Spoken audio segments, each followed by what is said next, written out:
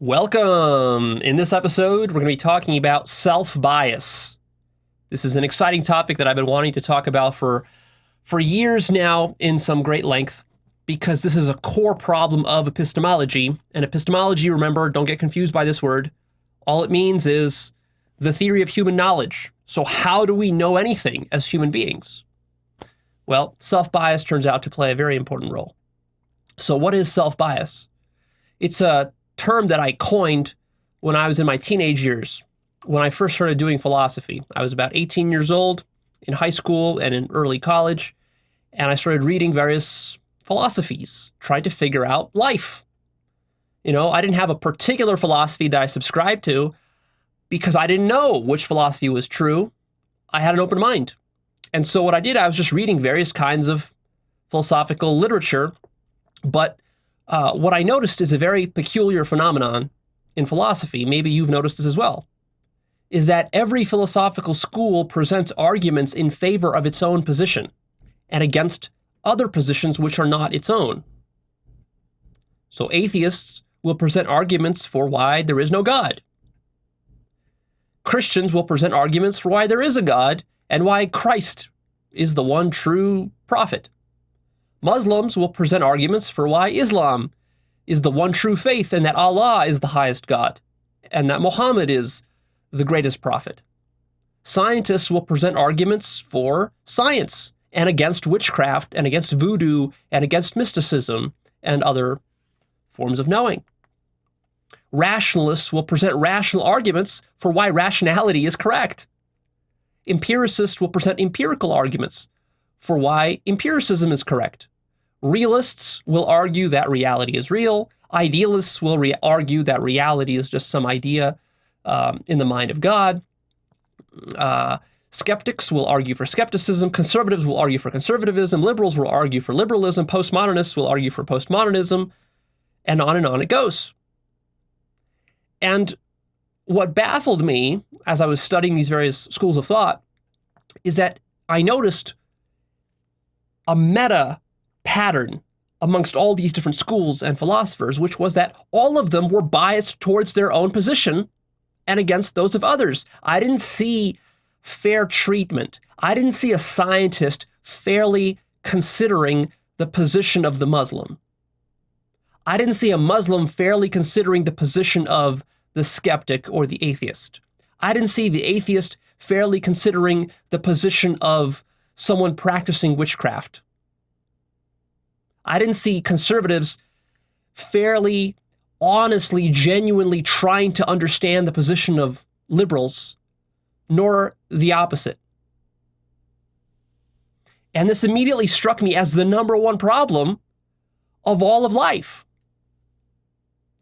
Because how am I supposed to discover what's true if I myself am going to act this way? If I'm just going to present skewed arguments towards my own pet theories, then I'm not genuinely inquiring into the actual nature of reality. I don't actually care about what the truth is. All that I'm doing is I'm playing a persuasion game where I'm trying to persuade others to believe what I believe. And of course, in the process, I'm also, first and foremost, trying to persuade myself with these talking points that what I believe is true and that I actually understand reality when in fact I don't. And so the key error that I found throughout all of Western philosophy is that no Western philosopher seriously acknowledges their own self-bias. And of course, this isn't just limited to philosophy. We're talking about all basically intellectual pursuits. And this struck me as a huge problem. And I didn't see anybody talking about this problem, which struck me as kind of odd because it seemed so obvious that this was such an important problem. And I didn't see any solutions to this problem either. There were no simple solutions. Because what I was interested in truth. I didn't care what the truth was per se. My position was that whatever the truth is, even if it's ugly or even if it contradicts everything that I believe, I would rather have that than my own pet theories. And so with this, I began a serious investigation to the nature of life and reality and human knowledge, which ultimately led me to Actualized.org and to mysticism, to non-duality, to enlightenment, and all of that. So the biggest obstacle in philosophy is that truth requires impartiality and objectivity. But how do you be impartial? It's not nearly as easy as people assume. You might think, well, okay, I'll just be impartial. I'll just do an impartial investigation into all the different philosophies, and then I'll find the true right one. But the problem goes much deeper than this, you see, because it's very tricky. Who is going to judge whether you're being objective or impartial? Because it's not enough just to tell yourself that you're objective and impartial, because, of course, you're the judge and the jury and the one on trial in this case. See? So who are you going to ask whether you're actually truly being objective? Are you going to ask yourself? And then what is your mind going to tell you? Of course, it's going to tell you that you are objective. The whole problem is that all of these different philosophies and schools believe that they're objective and that they're impartial. You ask a Christian or a Muslim if they're impartial, what are they going to say? Yes? What are they going to say? No? Of course they're going to say that they're impartial. But see, the problem is that if you are self-biased already towards a certain position, then you're not going to be able to see your own self-bias. And therefore, your bias is going to be the problem, because if you're going to just blindly follow your bias will just say, well, Christianity is true. How do I know it's true? Well, because I say it's true. Same thing for science and anything else. See, there's a question begging going on here with all these different worldviews that I want you to notice. The person doesn't truly question the very foundations of their worldview because it's just taken for granted. And it's not even realized that it could be a problem. It's just assumed that it's valid. So, for example, you ask a scientist, well, how do you know science is true? Why are you a scientist? Why do you trust in science? And the scientist will tell you this whole spiel about the history of science and all the technology that's been invented and how good science is and the scientific method and how it's all been much better than all the alternatives like witchcraft and voodoo and mysticism and religion and all that nonsense. And that, of course, we know science is objective and impartial. But how do you know that? The problem is that the scientist is going to use scientific and rational arguments to try to validate science. But that's begging the question, because the very thing that we're trying to question here is, how do we know that the very mechanism, the epistemic mechanism that you're using, all those scientific methodological assumptions, how do you know those actually lead to truth?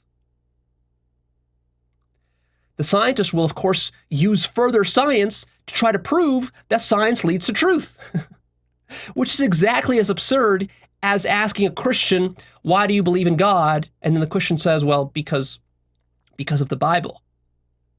And then why do you believe in the Bible? Well, because God wrote the Bible and God wouldn't lie.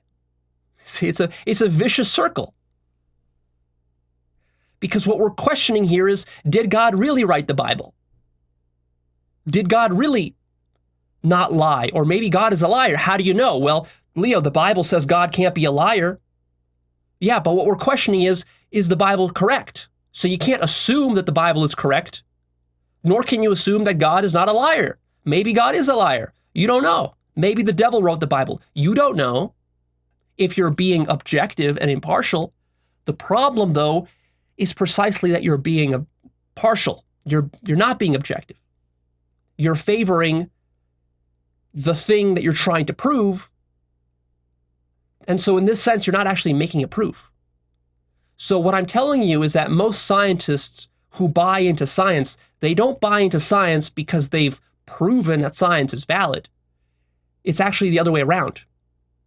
They buy into science, and therefore they then rig their entire scheme of justifications and all of their logic to validate that science is correct. They assume that science is correct, and then they use science to validate that science is correct. Same thing for Muslims, Christians, Jews, and everybody else.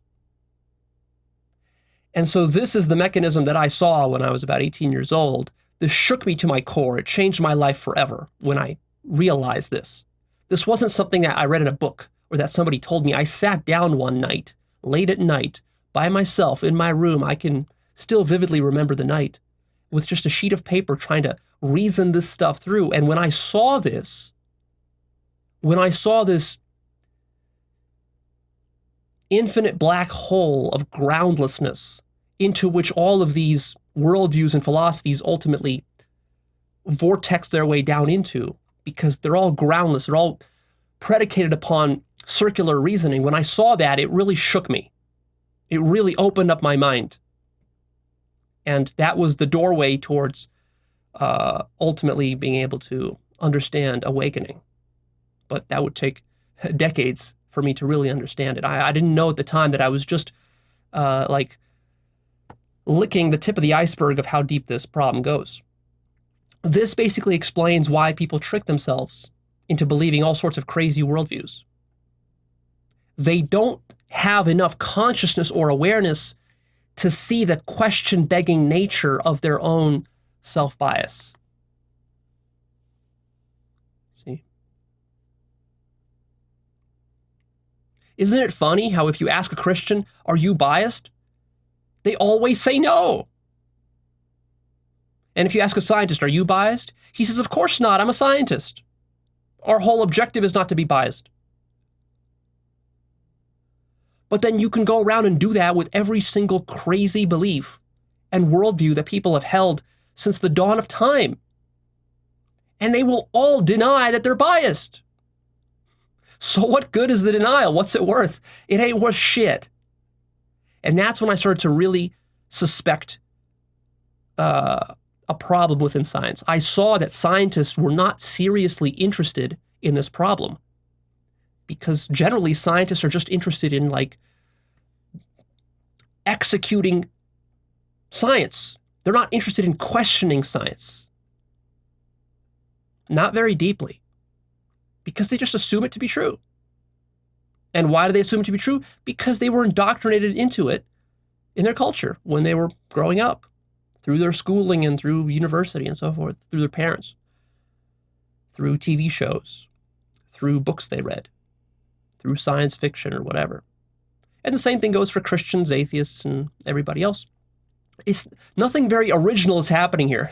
Nobody is really being intelligent. They're just executing. They're executing pre-existing conditioning and programming. And so I started to question all of this. And so at this point in my life, I started to identify most with being a skeptic, because to me, skeptics were the closest of all the different schools of thought, especially the ancient Greek skeptics, the Pyrrhonians, were the closest to taking this problem seriously. Everybody else seemed to just kind of gloss over it as though it's not a big deal. And even when I entered philosophy in university, I became a philosophy major, and I was taking philosophy classes. And even there, when I brought up this issue in class, I noticed that even professional philosophers and all of my classmates did not take this issue seriously. And that's when I understood how deep the problem goes. At that point, I realized, because my career plans at that point were that I was going to become a professional philosopher. I wanted to become a professor. And I thought that one of my breakthrough achievements within professional philosophy, within my career, I was still very naive at that point. I didn't know how anything worked. I didn't know how the world worked. I didn't know how business worked. I didn't know how academia works or how science professionally works. But I quickly learned that, so I thought that I would introduce this giant nuclear weapon into philosophy that would blow the whole thing up.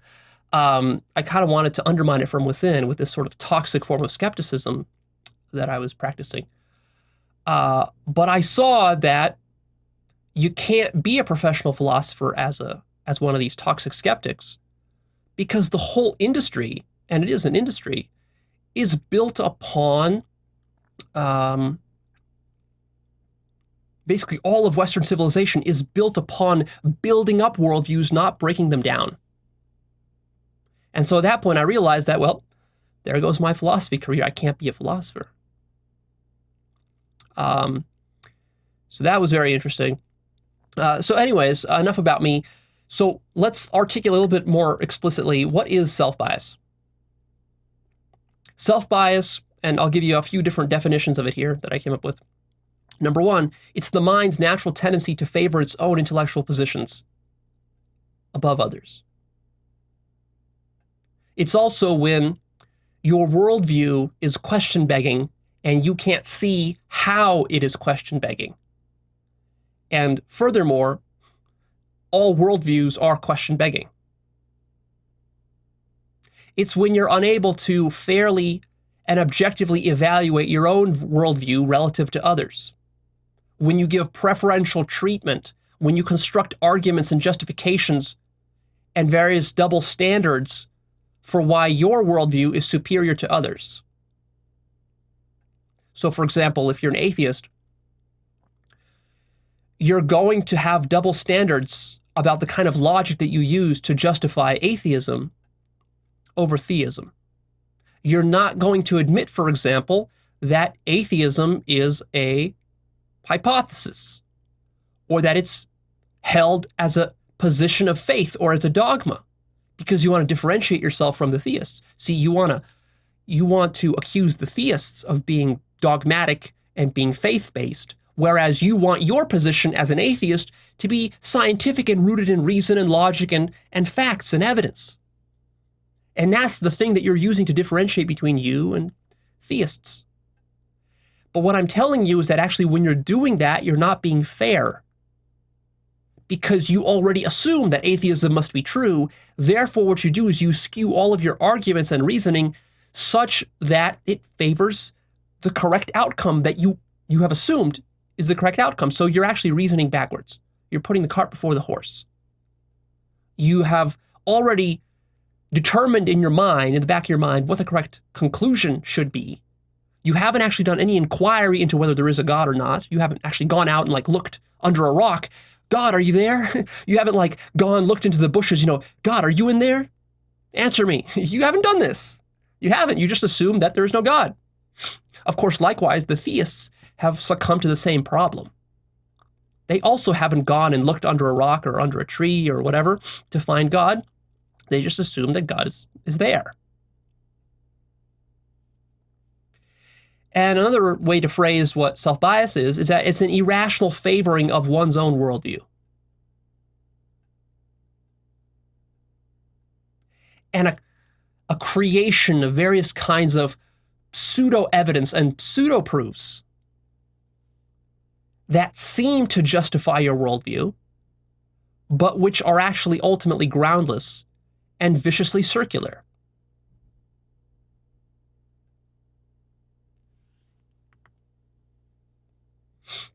Self-bias is why our legal system has a notion called conflict of interest and recusal. You've probably heard about this. A judge or a lawyer is supposed to recuse himself from a certain trial if he's materially involved in some manner with the prosecution or with the defense. If he has a horse in the race, he needs to recuse himself. And there are various ethic boards within government, for example, ethics lawyers, which will consult with politicians and so forth and advise them to recuse themselves in certain situations where there's a conflict of interest. For example, if I'm taking money from a defense contractor as a judge, and then I have to judge a court case where somebody is suing this defense contractor for negligence or some such thing, well, I have to recuse myself because there's a conflict of interest. It's hard for me to be objective when my survival is at stake. And so in a fair court system, one of the most important things is that the judges are objective and unbiased. They really have to not have a horse in the race. They can't say, well, that's a man and that's a woman, and, I favor the man over the woman just because, well, I don't like women. Because some woman in the past did me wrong. Like my wife, she cheated on me. So therefore now, women, they can't be trusted. So she's going to lose the case. You can't be a judge this way. I mean, you can, but that would be corrupt and that would be untruthful. And you could see how that would be a very big problem if all judges were like that. So see, in the legal system, we recognize a problem with self-bias. We don't call it self-bias. We recognize that the problem, though, is that this problem extends way beyond the legal system. We need to really extend our notion of conflict of interest and recusal way beyond the legal system to include business, to include science, to include religion, and many other things where it isn't taken seriously. The self, who you are, is the lens through which you see the world.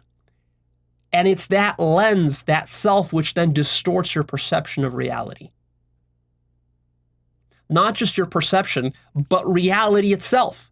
Science, logic, emotions, actions, decisions, relationships, all of this gets distorted by who you are. And all of us are trying to be somebody unique, somebody different, somebody else. Or even if you're conforming, that's even worse. You're trying to be that, and then that distorts your perception. So the reason we care about any of this, you might wonder, like, well, what's the big deal, Leo? Well, the big deal is we care about having an accurate perception of reality. That's what we really care about. That's another way of saying we care about the truth. But the truth is a tricky thing. How do you get to the truth when you're always looking at it from the lens of yourself? How do you get outside of yourself when you're stuck inside of yourself? See? Tricky. Tricky. Not only do you need to see this entire mechanism at the meta level that I'm describing here of self-bias, but you also then need to go even further than that. It's not enough just to see yourself being biased. You also have to relinquish your biases. Are you willing to do that to actually get a clear picture of reality? Most people aren't. I want you to notice that. After all, how can you see reality clearly if you're preoccupied with survival? If I'm a judge, and let's say I love to gamble, and so I've gambled away my life savings to the point where I'm almost bankrupt. I'm going to lose my house. And if I lose my house, my wife and my children, they're probably going to leave me. And because of all these problems, I also have a drinking problem on top of this, because drinking is what I use to calm my nerves and keep this anxiety and keep some of these problems at bay. But I'm a judge. So, I act respectable in the morning when I show up to the courtroom. And now I have this decision, this important decision in front of me between some corporation, some big drug company that accidentally, killed some innocent person because they gave him the wrong drug or whatever. And now the drug company comes to me and offers me $1 million for ruling in their favor because, if they lose this lawsuit, it could mean a $10 million loss for them. Not to mention, if they lose this lawsuit, other people will jump on the bandwagon. They will keep suing them. In the end, for this company, it might end up costing them $100 million to lose this lawsuit. So they're glad to pay me $1 million to rule in their favor. How can I say no? Because I've put myself in this terrible position where I need to survive. If I say no, I'm going to lose my entire life. So saying no isn't really an option for me. Unless, of course, I have very, very high integrity and I really value the truth to the point where I'm even able to say, I value the truth so much that I'm willing to lose my wife, my house, my children, my whole life to be objective in this trial. But you see how easy it is to corrupt a person? Because Who is going to give up their wife, their children, their house, their life just for the sake of the truth in this situation? You know, in most judicial matters, in most judicial verdicts, like, are you really going to be able to tell whether I was biased as a judge or not? Usually not. Many judicial verdicts come down to like a 50-50 split. They're very close. So, you know, if somebody pays me $1 million and I just happen to lean towards them a little bit, was any harm really done? I was probably going to rule in their favor anyways, right? It's like, even if they didn't give me $1 million, I was still probably going to rule in favor because they presented all this good logic and facts and evidence for why this defendant really doesn't deserve to get a $10 million reward. See, you see how easy the mind plays tricks on you when your survival is at play? That's the problem, fundamentally, when we're pursuing the truth, is that we're pursuing the truth at a potentially great cost to ourselves. So why would we do that? Well, that's a very good question. We'll get to that about a bit later. See, people think it's about choosing or deciding who's right and who's wrong, which religion is right, which is wrong, which person is right, which is wrong in a debate. It's not about that. It's about a meta problem. It's about realizing that your mind will always find a way to feel that it's right.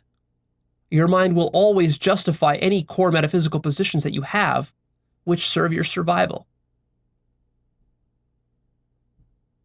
Why do people deny self-bias? Because, and this is very twisted and ironic, it doesn't benefit the self to admit of self-bias. See, there's no benefit to a Christian to admit that his worldview is biased. And there's no benefit to a scientist to admit that his worldview is biased. In fact, there's a great cost, because if a Christian actually admitted the possibility, just the possibility, that his worldview is biased, then that creates doubt.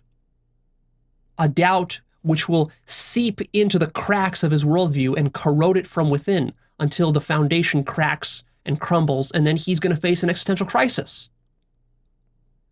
Well, if Christianity is not true and maybe there's no God, then what? Oh my God, that's terrible. Who's correct then? What should I believe? Should I believe the scientists? Should I believe the nihilists? Who should I believe? See, then you're lost. So, if you're already committed to being selfish for the pursuit of survival, which of course you are, you had to be in order to be alive. That's how you survived this far in your life. So you're committed to it. But if you already are committed to it, then there's no benefit to you admitting that you're selfish. So people deny it. Another reason that people deny self-bias is because it's not because they're malicious or evil in the classical sense, but rather it's because they lack the awareness to see the circularity at the center of their worldview. They genuinely don't see it. Scientists genuinely believe that there's no vicious circularity within science, within the foundations of science. Christians genuinely believe that there's no vicious circularity within Christianity. See? They don't even take this problem seriously. They just consider this as, it's just philosophy, mental masturbation, doesn't have any real world consequences, who really cares? See? Of course, because they're self-biased. To care about the things that I'm talking about, you'd already have to not be self-biased. Because the things I'm talking about here are very threatening and dangerous to any worldview. Another reason people deny self-bias is because they conflate selfishness with truth. When you're very selfish, to you, anything that serves you appears as though it's the truth, and anything that doesn't serve you appears as though it's falsehood. There's this conflation. Conversely, people also tend to think in this situation that by pursuing the truth, they will be personally benefited. And so if they're pursuing the truth under this assumption that I will be personally benefited from finding the truth, then what ends up happening is that as soon as life stops personally benefiting you, like if your inquiry into the nature of reality stops to give you personal payoffs and benefits, stops making you feel good about yourself, then you stop pursuing it because you tell yourself, well, it must not be the truth then, because the truth is supposed to make me feel good. But of course, that's begging the question. How do you know the truth is supposed to make you feel good? Maybe the truth is supposed to make you feel terrible. You don't know when you start off the inquiry. You will only know if the truth makes you feel good after you found it, not before. And of course, the trick is that everybody tells them that they already have the truth. Tells themselves that they already have the truth. Nobody admits, like, well, I've never found the truth yet, so I don't even know if it's going to be good or bad. Nobody approaches life that way. Everybody just assumes they already have the truth, which compounds this problem. And another reason that people deny self-bias is because they don't see how being partial or biased produces problems. Because they're so myopic, they're only looking at the short-term gains. So they think to themselves, well, Leo, what's the problem? Like, if I'm a little bit self-biased towards science, maybe, okay, fine. But what's the problem? I mean, science gives us good stuff. It gives us phones, it gives us cars, planes, rockets, all this sort of stuff, comfortable technology. So look, science is giving us all these benefits, Leo. Why question it any further? What's wrong with being a little bit partial? That's right, you don't see what's wrong because you're only looking at the immediate payoffs. It's the same problem as shopping with a credit card. What's wrong with shopping with the credit card? Well, you find out after you make a lot of purchases months down the road, but not immediately. In the short term, it seems great.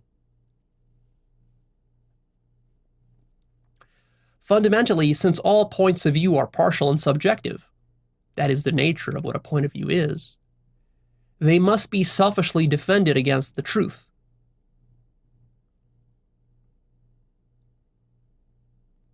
Because the truth transcends all points of view. Now we're talking about truth with a capital T. Now, when you begin your inquiry into the nature of reality, to be honest, you don't even know if there is such a thing as truth. You don't know what the truth is. It's just a possibility. There's a possibility that there's such a thing as truth with a capital T. You don't know, though.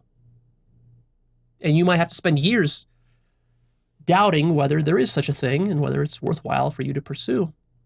But I'm telling you that there is such a thing because I've spent many years pursuing it, and I've found it many times, and I understand it pretty well now. So it's there. You just don't know what it is. But it turns out to be such a radical thing that it's very, very threatening. This truth is very, very threatening to all points of view and all worldviews. And so in a sense, what all of these different people are doing with their philosophies and worldviews really is they're actually constructing elaborate defense mechanisms and schemes of rationalization to defend against the truth. So of course, if they're doing that and the truth is so threatening and dangerous, as I say that it is, then why would they ever admit of all of their defense mechanisms? The value and power of a defense mechanism is in the denial that you're using these defense mechanisms. Because if you admitted it, then you'd have to surrender them because you'd be out of integrity. There'd be too much cognitive dissonance. See? So the number one trick in deceiving yourself and lying to others is lying to yourself first. Because if you succeed in lying to yourself, then you can pull off the act that you aren't really lying. And it's true, you're not lying. Because you yourself have trick yourself first, which makes it easier than for you to trick others. So in the effort to survive, and to survive, trickery is extremely important for a social species. So for you to survive, you had to trick others. But for you to effectively trick others, you first had to trick yourself. And so you did. And that's the situation you find yourself in today. And from this sprawled all the different multitude of worldviews that exists on this planet. So it's not that people lie per se. It's that they are blind to how their own mind frames and constructs reality towards their own survival. People are blind to this. Evidence and proof cannot be trusted because they have been corrupted and co-opted by this entire process, by the self. See, evidence and proof and logic can only work if we assume that you're not self-biased. But we can't assume that because you're thoroughly self-biased. You're so self-biased that you deny that you're self-biased. So what good is evidence and proof and reason? Have you noticed that every insane person, every crazy cult leader has a perfectly valid reason and a set of evidence and logic that he uses to justify his actions? Every religious nutcase, every scientist who's ever been wrong, all the wrong ones. They've all had proof and evidence for why they were right, and yet history proved them to be wrong. So how do you explain that? So what good is your proof and your evidence if you can't rely on it to accurately get you to the truth? See? The trick with all this is that it's very easy to see this problem of self-bias in others. We're very quick to point it out in others. We're very quick to point out other people's fallacious arguments and double standards. But it's extremely difficult to see it in yourself when you're doing it to yourself. And that's what really scared me when I realized all of this. It wasn't that I was scared that other people believe crazy things. It was that I saw that if all those other people believe all these crazy things, that must mean that I must believe crazy things as well. So what kind of crazy things do I believe? What kind of twisted logic am I using to uphold my own worldviews? That is the very kernel of skepticism when you start to take that doubt seriously. That's the most serious doubt that you'll ever consider in your life. It's interesting how this works. The less conscious one is, the more ego one has. The thicker and more distorted that sense of self, that lens of self is through which reality is perceived. The more self-biased one is, the more defense mechanisms one will then use to deny that one is self-biased, and the more extreme one's defenses must become in order to be effective. See, so there's a direct connection between all those things. So when you have a very low consciousness person, you will see that this person will have a very thick self-bias, and he will have a wide repertoire of defense mechanisms to deny that he is self-biased, and it will be virtually impossible for you to break through to him through logic, through evidence, through reason, through emotional appeals, through anything. Because that's just the nature of low consciousness. And if it gets really bad, it gets violent. Because violence is the ultimate defense mechanism against getting people to question your views. You know, if you question my religion too much, I'm going to blow you up. I'm going to shoot you up.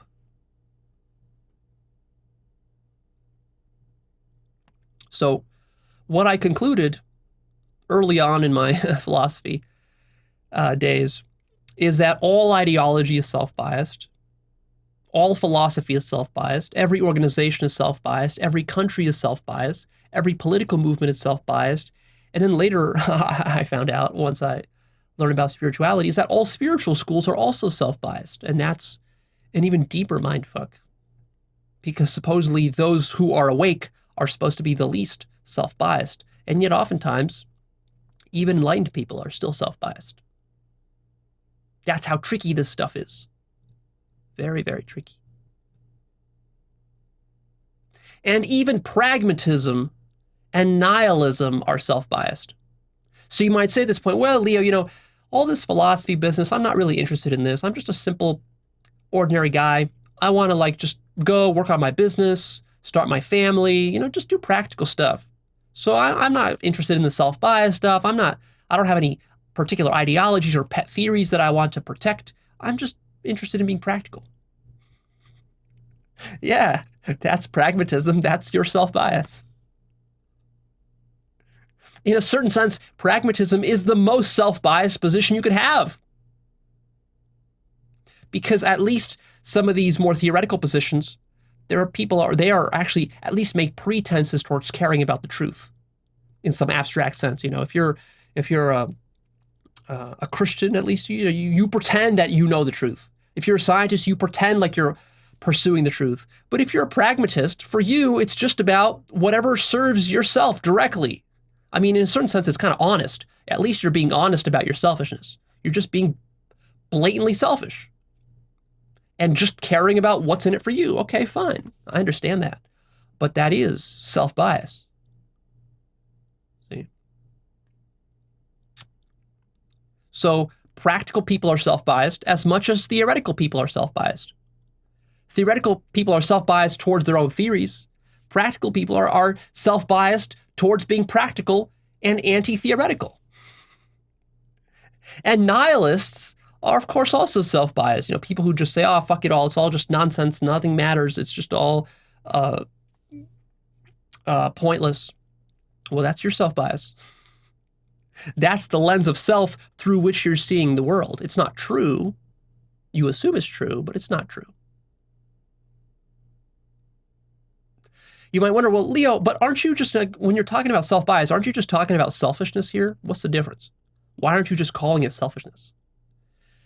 And that's a good point. You could call self-bias selfishness, and sometimes I do. But selfishness is a more broad notion. Selfishness encompasses a lot of stuff. Self-bias is a little bit more specific of a term. And specifically what I'm using it to highlight is this one aspect of selfishness. So self-bias is a more narrow term that refers to how the mind frames its intellectual positions.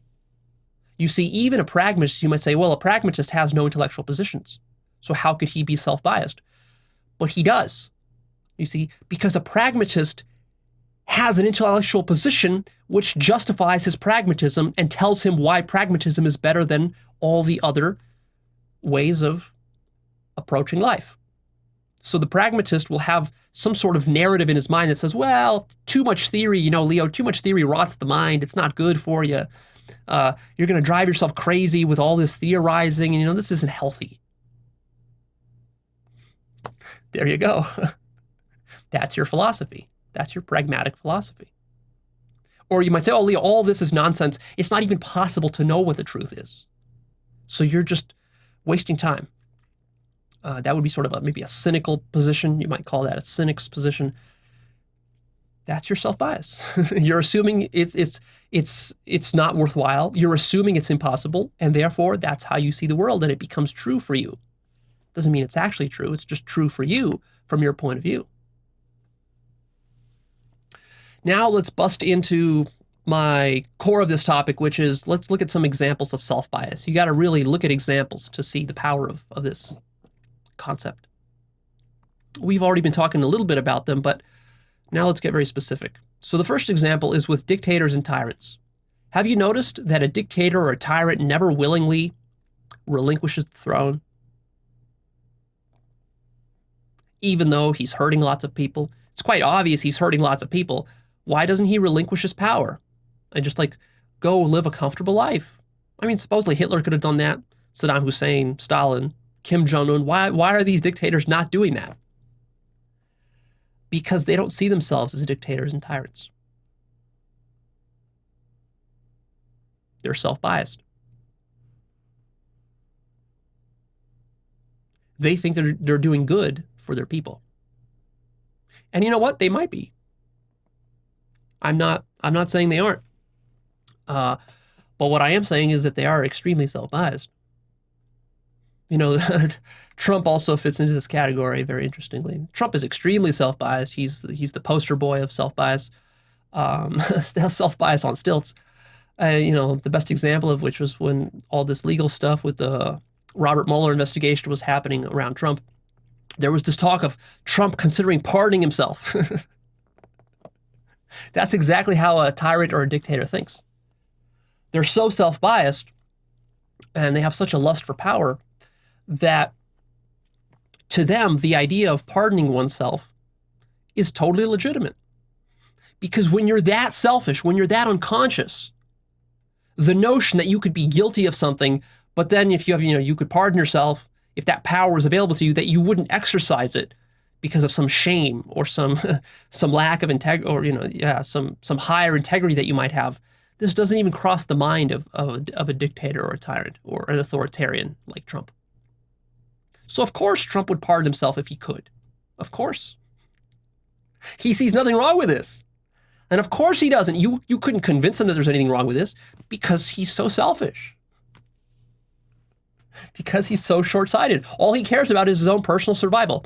So if that's all you care about and you don't care about the truth, and your version of the truth is that whatever serves my survival is the truth, which is precisely how Trump behaves, he has no other concept of truth but that, then of course you're going to pardon yourself. And you'll do other nasty and evil things. Because it's survival at all costs at that point. That's the level of consciousness that he's living in. And so are these other dictators.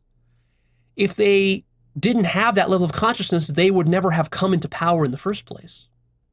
Because the way they come into power, they don't come into power through authentic means. They come into power through machinations, manipulations, scheming, exploitation, and various other kinds of corruption and shenanigans.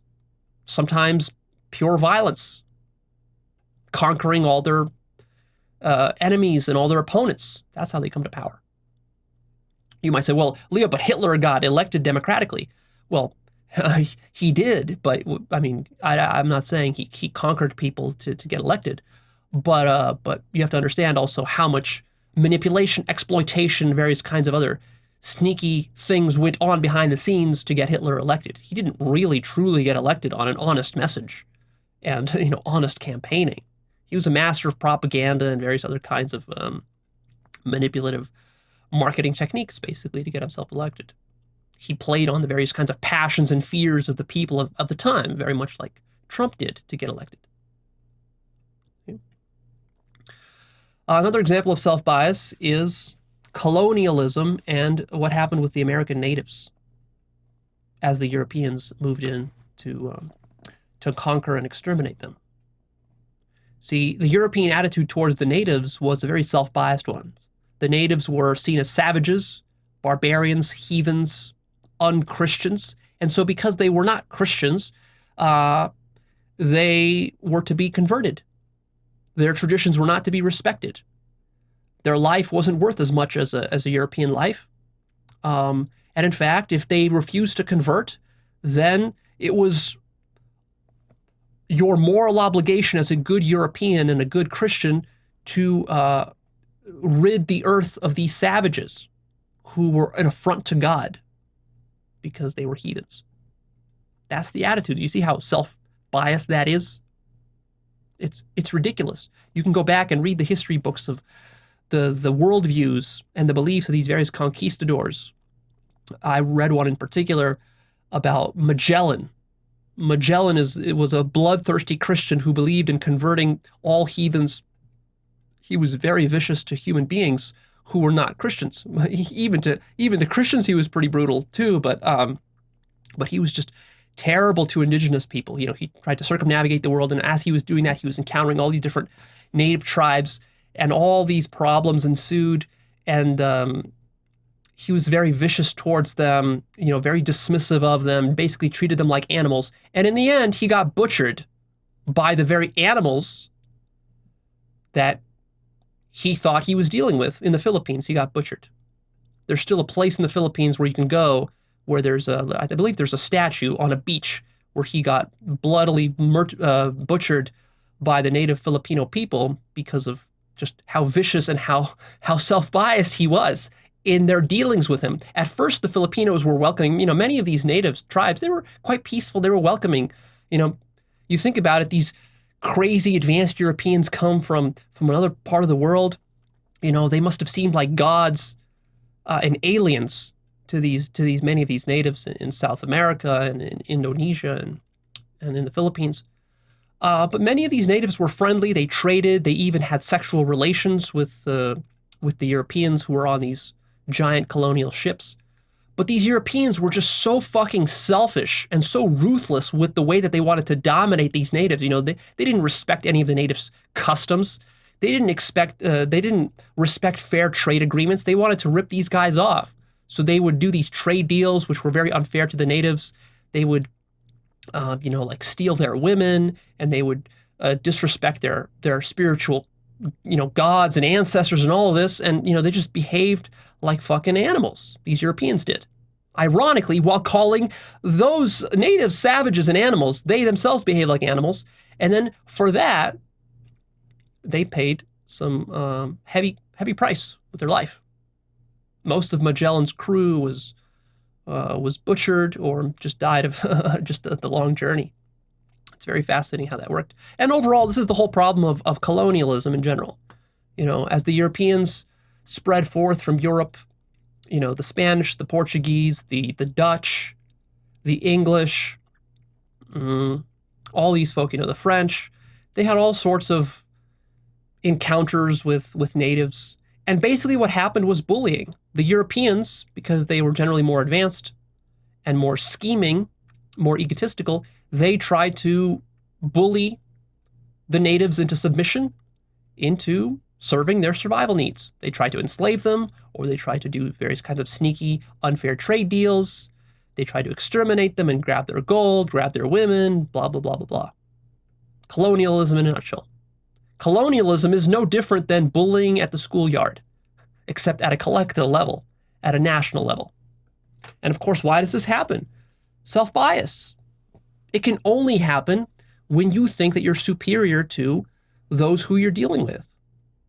If you think the person you're dealing with is at the same level as you and deserves as much respect as you, and you value their worldview as much as your own, you're not biased towards your own worldview, are you going to go desecrate and piss on the grave of their ancestors? No.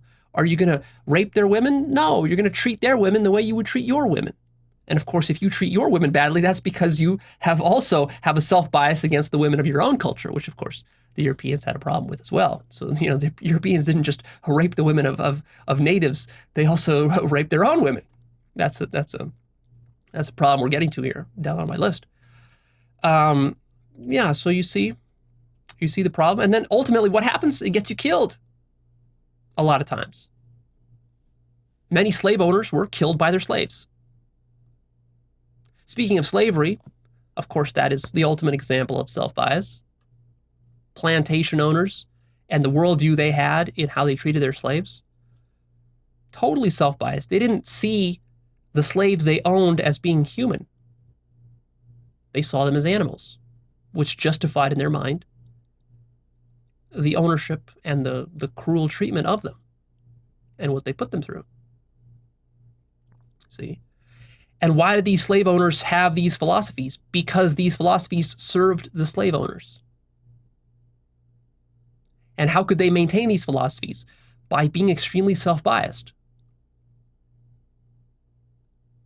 By coming up with all sorts of justifications like, well, I'm a white man and, you know, I deserve to have these subhuman savages as, you know, as my workers because I'm actually doing something good for them. They would be even worse off without me. these sorts of philosophies, You can only hold a philosophy or worldview like that if you're extremely self-biased. Because if you were truly fair and objective, you would say, well, but what's the difference between me and them? Okay, the difference in color, fine.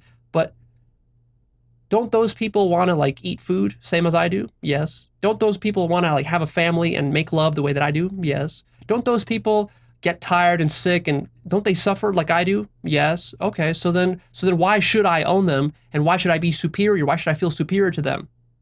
Oh, right. There's no reason. But to recognize that requires objectivity. You see?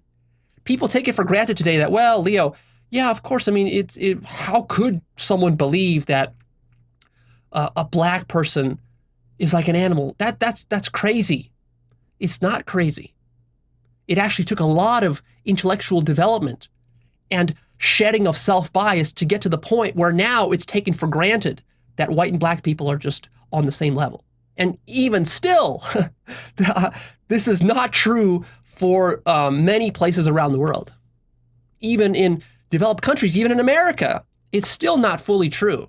We still have plenty of closet racists around and even not closet racists around. See, people take all this for granted. Don't take it for granted.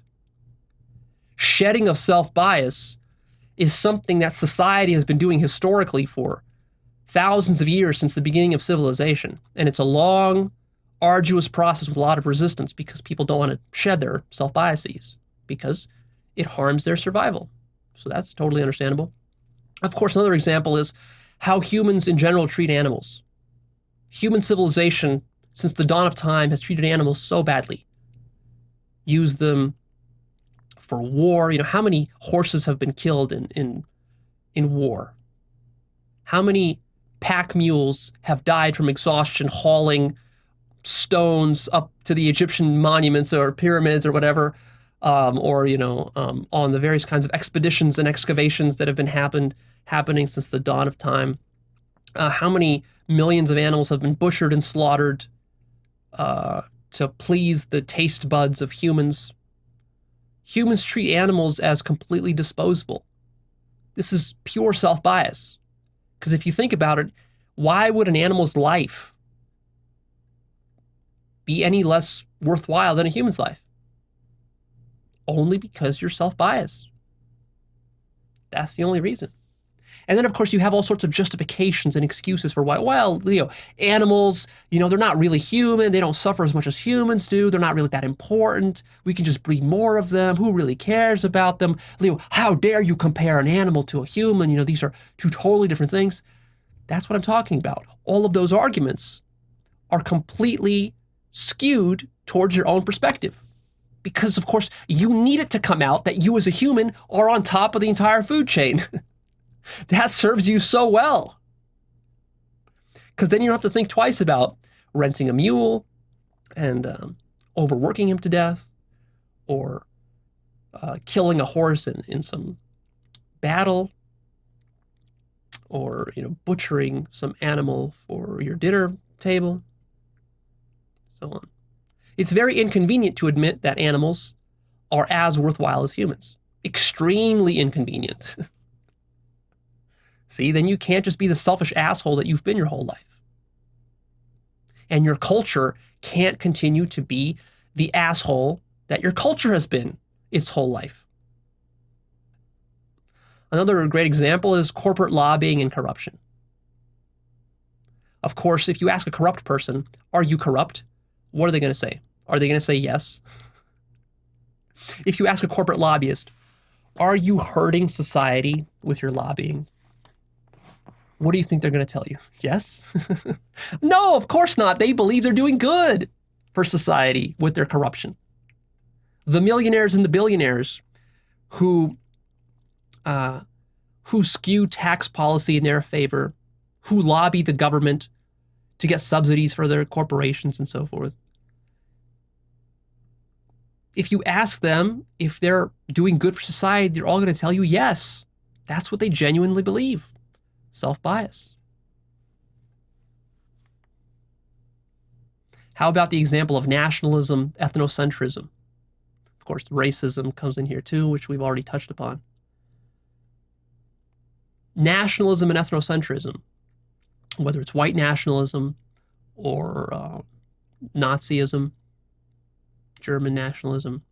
And nationalism comes in all sorts of flavors. There's a version of nationalism in every third world country.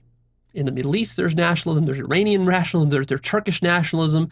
There's Eastern European nationalism. There's Russian nationalism. There's Jewish nationalism. There's Filipino nationalism, Chinese, Japanese, you name it. Every country that has an underdeveloped element has its own form of nationalism, which sometimes flares up and causes a lot of problems. What is nationalism really about? It's really about cultural self-bias. People favor their own culture, thinking that it's superior to all other cultures, without objectively looking at other cultures, without experiencing or exposing themselves to other cultures, or even if they do so in a partial manner where they don't objectively consider the pros and cons and the beauties of other cultures. That's what nationalism boils down to, just self-bias. And you see how many problems are caused by that. The Holocaust was the result of self-bias.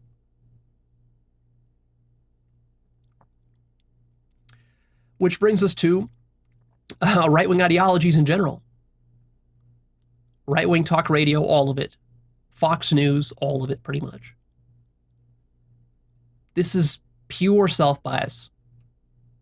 Pure self-bias. That's what Fox News is spewing every single day. It's just self-bias. It's a self-biased propaganda machine. That's what it is. Now you might say, "Oh, Leo, but aren't you being biased, Leo? Because you're ranting against nationalists and the right wing. But what about left-wing ideologies? Aren't they also self-biased?" And you're right. Of course they are. But remember, there's degrees of self-bias. And so what I'm telling you is that if you are objective and you look at the degrees of self-bias within left-wing ideology and right-wing ideology, you will find that right-wing ideology is significantly more self-biased than left-wing ideology. That doesn't mean left-wing ideology is perfect and that it's free of self-bias. There's still plenty of it to go around, and we can make many criticisms.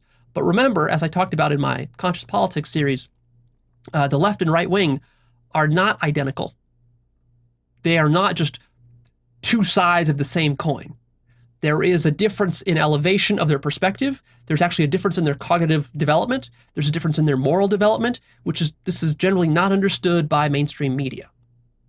And of course, if I point this out and you're a right-winger, you will immediately accuse me of being self-biased. Of course, because bias is always relative to one's perspective. It would be very problematic for you to admit that you're self-biased, so you're going to deny it and you're going to accuse me of it. Ta-da! This is how the mind works. This is the trickery of the mind. And if you're a left-winger, then you're nodding your head and you're agreeing with me and you're saying, "Yes, Leo, yes. That's what I've known all along. The right-wingers are so self-biased." And as you're doing that, you're being self-biased. You see? Self-bias is rampant. It's rampant. It's pernicious. It's invasive. It's like a weed that grows in your garden.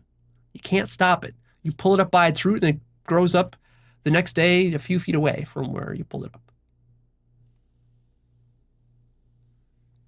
See? It's very tricky. People don't understand what objectivity means. They think that, well, Leo, if you are truly pretending to be objective here, that means you got to treat the right wing and the left wing the same. No, that's not objectivity. If I did that, I would actually be playing into your self-biases. I'm not doing that. And of course, you're upset at me for not doing that, not playing the game that you want me to play. Let's move on to various kinds of men's rights movements. Pickup ideology, MGTOW ideology, red pill ideology, incel ideology, and generally we can call all of this patriarchy. These are various forms of patriarchy. Or toxic masculinity, as it could be called. All of this is extremely self-biased. Extremely. Go onto any pickup forum, MGTOW subreddit, some red pill forum, some incel forum. look at the kind of shit they write. Look at how obnoxiously self-biased their entire worldview is.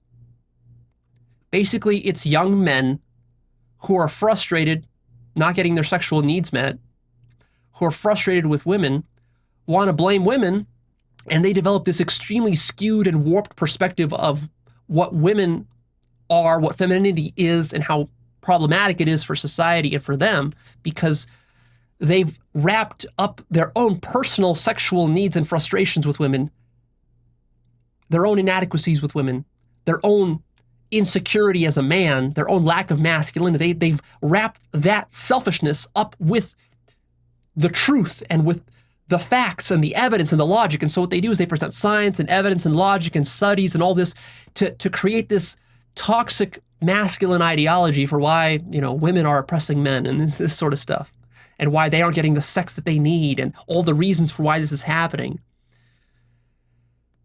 Yeah, that's the epitome of self-bias. The epitome of self-bias. One of the things that shocked me the most when I was into pickup, I did pickup for a while. I hung out with a lot of pickup guys. I hung out with a lot of professional pickup coaches, dating coaches, some of the world-class ones, some of the ones that famous ones, world famous ones. And I picked their minds.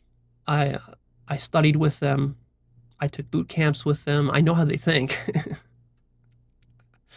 Their worldview is extremely self-biased. And then their students end up getting sucked into that ideology. There's no problem with dating women. There's no problem going to a club and chatting up a girl and then sleeping with her that night. No problem at all. The problem is the toxic masculinity ideology that you create in order to make that more effective for yourself. That's the real problem. That's what goes unaddressed in the pickup community, for example.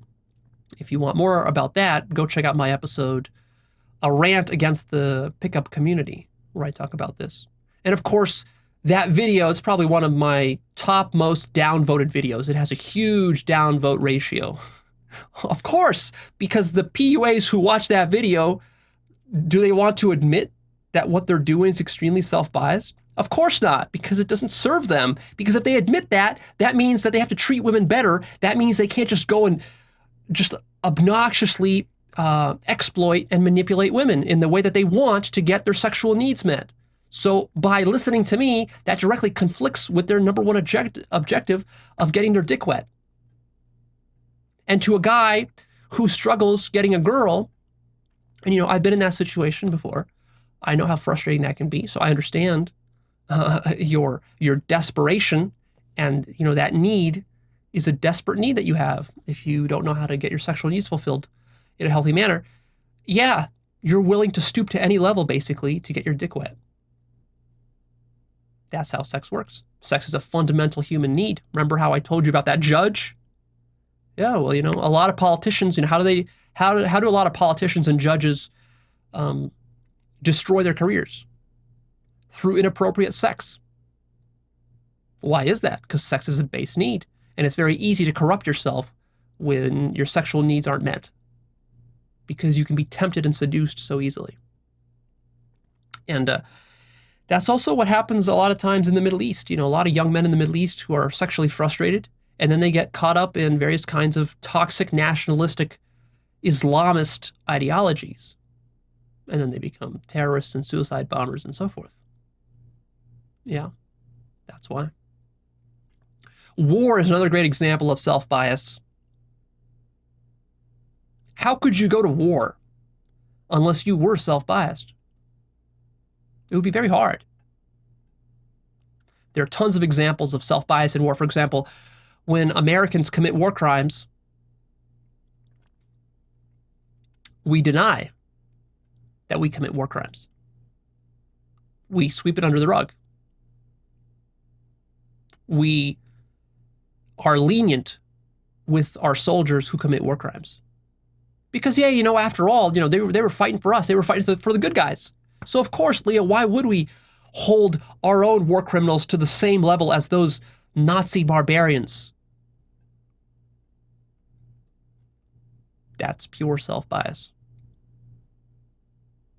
See, if you didn't have a horse in the race and you were looking at that situation, like if you were an alien from outer space who was just hovering on his UFO, looking down at the world, just observing humans like ants, you would realize that the Americans commit terrible war crimes just as bad as the Vietnamese did, or just as bad as Middle Easterners did, or the Germans did, and so forth.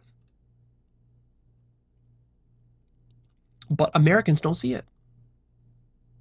There's a long history of demonization in wartime, which I've talked about in the past.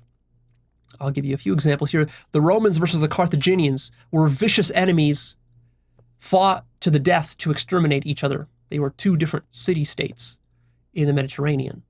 You know about the Romans, but you probably don't know much about the Carthaginians. They were mortal enemies. They hated each other, and they came up with all sorts of stories about how evil the other one was, and they fought battles against each other. Ultimately, the Romans exterminated, basically, the Carthaginians, razed their whole city to the ground.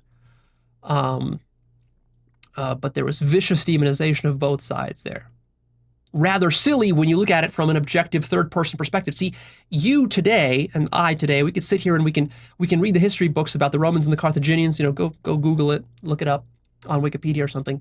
You can read that Wikipedia page and you can see that, oh, this was terrible, vicious self-bias on both sides. But you couldn't see it if you were a Roman or if you were a Carthaginian, because your survival and your identity was at stake. The only reason you can look at it objectively now is because it's 2,000 years later and you're neither Roman nor Carthaginian. In fact, if you were a modern Roman, you would still probably hold some animosities towards Carthaginians, probably just because of your culture. That's self-bias. How about the Romans versus the barbarians? The barbarians were just the Romans' demonization. That term was a Roman term that was invented to demonize the tribes of Germany, of France, of Ireland and Great Britain at that time. These were tribal people. They were just as human as the Romans were. Sure, they might have not had as big and magnificent of a city as Rome was at the time. But, the Romans were no less barbaric and vicious than the barbarians were. You see? So from the barbarians' perspective, the Romans looked like conquerors and like devils. And from the Roman perspective, the barbarians seemed like they were, attacking Rome from outside and they were trying to destroy civilization. Both were self-biased. How about Athens and Sparta? These were two nation-states, city-states rather, in ancient Greece, who were also mortal enemies and who went to war many times against each other, demonized each other, had different lifestyles, different cultures. Read about that. The Nazis during World War II were viciously demonized by the Americans, literally painted with fangs and horns and devil's tails. The Japanese and the Chinese were called Japs and Chinks and were also demonized and painted with horns and so forth by the Americans during World War II, during Vietnam, and so forth. And we do it today with Islam. America does this with Muslims. So you see how that works. How about the example of criminals? Criminals, if you haven't noticed, very often excuse their own crimes. They don't see their own crimes as crimes. They don't see themselves as criminals, especially many white-collar criminals. Self-bias. Legal disputes are a great example of self-bias, because what happens in a courtroom? You have a prosecuting attorney and a defense attorney. They come in there and they only argue for their side. They only argue for their client. Their client could be guilty of murder, and the defense attorney will still argue for why the guy didn't commit murder, because the defense attorney, he's getting paid to defend that client. He's not getting paid for truth. Now, ideally, the judge is supposed to be the objective one, the impartial one, who's going to adjudicate, or if not the judge, then the jury. But but the lawyers themselves are totally self-biased, shamelessly self-biased. And that's why people hate lawyers. Now, of course, in truth, there are many good lawyers out there who fight for good causes. And the legal system is very important because, You have to understand that without the legal system, as bad as the legal system might be, it's even worse when there is no legal system, because then people just grab their knives and swords and guns and go for each other's throats and children. How about negotiations? When you're negotiating somebody, like your employer, for a salary raise, or you're negotiating a business deal with some business partner, or you're negotiating for a car that you want to buy, what's going on in negotiation? Is the truth being served in a negotiation? Of course not. Everybody knows that in a negotiation, both sides are bullshitting as much as humanly possible to justify why they should get the better end of the deal. And they are trying to screw the other side. Isn't that how a negotiation works? Of course. Self-bias.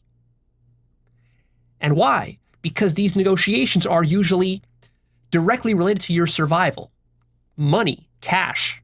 A giant negotiation where millions of dollars are at stake, lots of people's salaries are at stake, which means lots of people's survivals are at stake. When you're negotiating for your car, you worked hard for that money. So for you, saving an extra $1,000, that's a big deal. Survival. You don't care about what's actually fair in that situation. You don't care about, how much does the dealer earn when you're negotiating with the dealer. You don't think about the dealer's children. You don't ask yourself, well, maybe I should be a little bit nicer to the dealer because, he's not going to earn enough on this car, and then his children will go hungry. You don't give a fuck about his children. You just want your car, and you want to save as much as possible. And the dealer, of course, is playing that same game from the opposite side. All religion is an amazing example of self-bias. Every religion thinks it's the best. Every religion has an excuse for and a rationale, logic, and evidence and proof for why it's the one true one, the best one, the one that you should believe, why you should ignore all the other ones. And the Catholic Church is probably the best example of this. If you ask the Catholic Church, are you guys harming children? They will say, of course not. Leo, we would never harm children. That goes directly against everything the Catholic Church believes. Of course, self-bias. See, if you're a Catholic priest, you can't admit that you're part of an organization that abuses children on a systemic, massive level around the whole world. You can't admit that. You can't live with that. Especially because the church has filled your mind with all these ideas of how godly you are and how special the church is and how Christ can do no wrong and how God is beautiful and good and moral and all this and how you're a messenger of God, you're a representative of God, you're trying to be saintly and all this. This just makes it even worse because now you need to ratchet up your defense mechanisms threefold to deal with that cognitive dissonance with the reality of what goes on in the Catholic Church. See, self-bias. But it doesn't stop with religion. It also, this self-bias problem is present within all spiritual schools as well, all mystical schools, even the ones that you would think are good, like Zen, Buddhism, yoga, various schools of yoga, Sufism, what else is there? Jainism, these are some of the better spiritual schools, or just Advaita, Neo-Advaita, even just teachers on their own who are not affiliated with any tradition. They're all self-biased. They all think their system is the best. They all have justifications and reasons for why they're the most enlightened and others aren't. Why their enlightenment is complete, by others are not. Even just within yoga, there's 1,000 different schools of yoga, and each one thinks that it's the best, the original, the truest, the most enlightening, the most beneficial, the one that helps the most people, whatever. Self-bias. Cults are all extremely self-biased. If you take any cult that has ever existed in all of human history, and you go to his leader, to the cult's leader, and you ask him, are you a cult? They'll look at you with a straight face and they'll say, of course not. We're good. We're not a cult. What are you talking about? We're helping people to see the truth, to wake up. We're improving their lives. We're not a cult. Self-bias. Partisanship. Partisanship is a beautiful example of self-bias. What are partisans? Partisans are people who take parts, who take sides. They divide reality into two, and then they take one part, one side, at the expense of the other side. And then that brings us to academia and professional science. Many people are under the illusion that these guys are supposed to be immune to self-bias, but they aren't. Academia and professional science is extremely self-biased. And you might wonder, well, Leo, how? Tell me, how is science self-biased? Well, I'll tell you how. Science is self-biased because it's committed to quantifying all of reality. To modern science, if a thing can't be quantified, it doesn't exist. And you might tell a scientist, but what about this thing here, which can't be quantified, but clearly it exists? The scientist looks at it and says, well, but how do I quantify that? I can't quantify it, so it must not exist. But look, it exists. Yeah, but I can't quantify it, so it doesn't. You see, they don't get it. They don't get what they're doing. Science is biased towards mysticism. Biased against mysticism, biased against spirituality, biased against the paranormal, biased against evidence of the paranormal. There's tons of valid evidence about the paranormal that mainstream science is totally in denial about and biased against. That's very problematic. Now, I'm not saying that science is doomed. One of the advantages of science is that it does evolve. And there, of course, are scientists who study the paranormal and they do good research and all this. So there are a few cutting-edge scientists who are visionaries, but I'm talking about mainstream science for the most part, which is still very materialistic and very closed-minded in certain ways. Science makes many ungrounded epistemic and metaphysical assumptions that it's in denial about, that it refuses to question. The self-bias of science is what produces paradigms and paradigm lock, which it was famously talked about by Thomas Kuhn, a philosopher of science and a historian of science. A groundbreaking work. One of the most important scientific works of the 20th century was Thomas Kuhn's book about scientific revolutions and paradigms. That book, by the way, is on my book list. Go check that out. Atheism, rationalism, materialism, and reductionism. These are self-biased. How is reductionism self-biased? Well, a reductionist assumes that you can take all phenomena and reduce it down to just molecules and atoms and physics. And then when you point out to him, well, here's a phenomenon that you can't reduce to atoms and physics, he will say, that's not a real phenomenon then, because all phenomena can be reduced to atoms and physics. But that's begging the question. You don't know that all phenomena can be reduced to atoms and physics, and of course, in truth, they can't. That's a silly reductionist dogma. Another great example of self-bias is favoring your own family and friends over other people, over strangers. There's no reason why your family is more important than a stranger, other than your self-bias. And then another further great example of that is nepotism. Nepotism is when you put your own family into positions of power, even though they haven't earned it or deserved it, simply because you have a position of power. So it's like, if I'm the king, then I get to appoint my sons and daughters as the deputies, the dukes, and so forth, of various kinds of departments of the government. This is extremely common in developing countries, third world countries all around the world. Nepotism is rampant. In America and in Europe, nepotism has been mostly stamped out, of course, with the exception of Trump now. Trump comes back, Trump's back into power, and so he, as you've noticed, he has no problem with nepotism, putting his incompetent children into positions of power over things that they shouldn't be managing.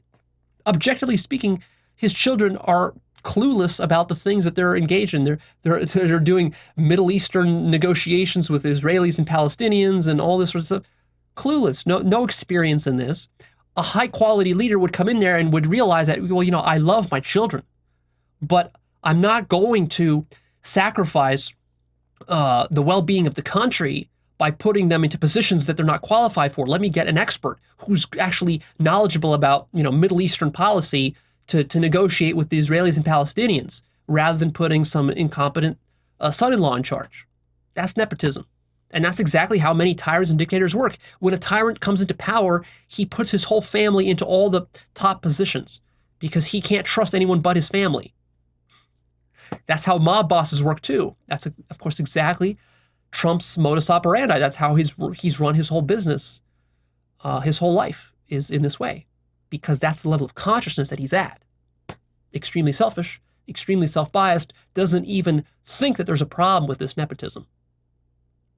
But of course, nepotism is a massive corruption of government. It's a huge problem that Europe had to work through, during the French Revolution and all through all the struggles that Europe has faced over the last, let's say, 500 years. A lot of it involved nepotism, and they had to pass laws against nepotism, remove it. And of course, when that tradition came to America, we also passed laws against nepotism.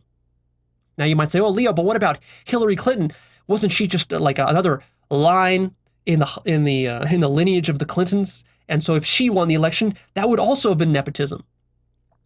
Yeah, that's a problem too. That's a problem too. But what I'm telling you is that Trump's nepotism is worse. And the reason Trump's nepotism is worse is because Hillary Clinton actually is conscious and developed enough that she has a sense of the impropriety of nepotism, more so than Trump. I'm not saying she's perfect, but she is more conscious than Trump. If you can't see that, you're self-biased. Now, the problem, though, is that if you can't see that, you're going to call me self-biased for calling out your self-bias. Of course you will. That's how you must act to maintain your self-bias. Romantic relationships are another great example of self-bias. Most relationships are destroyed by self-bias. When you're arguing with your spouse, girlfriend, or boyfriend, when they're cheating on you or when you're cheating on them, when you are having disputes, what is that about? Self-bias. You're not actually treating that relationship in a fair manner where you actually care about the needs of the other person. Most relationships, you're trying to get your needs met, the other person is trying to get their needs met, and it's like a negotiation, it's transactional. That's what most relationships boil down to. And of course, that's why most relationships and most marriages fail. Self-bias. Gerrymandering is a beautiful and disgusting example of self-bias all at the same time. Pure self-bias. The people in power want to redraw the district lines in order to favor themselves. They don't care about the truth. They don't care about maintaining one person, one vote. They don't care about honoring the will of the people. They just want to maximize their party's chances at winning. Debates are an example of self-bias.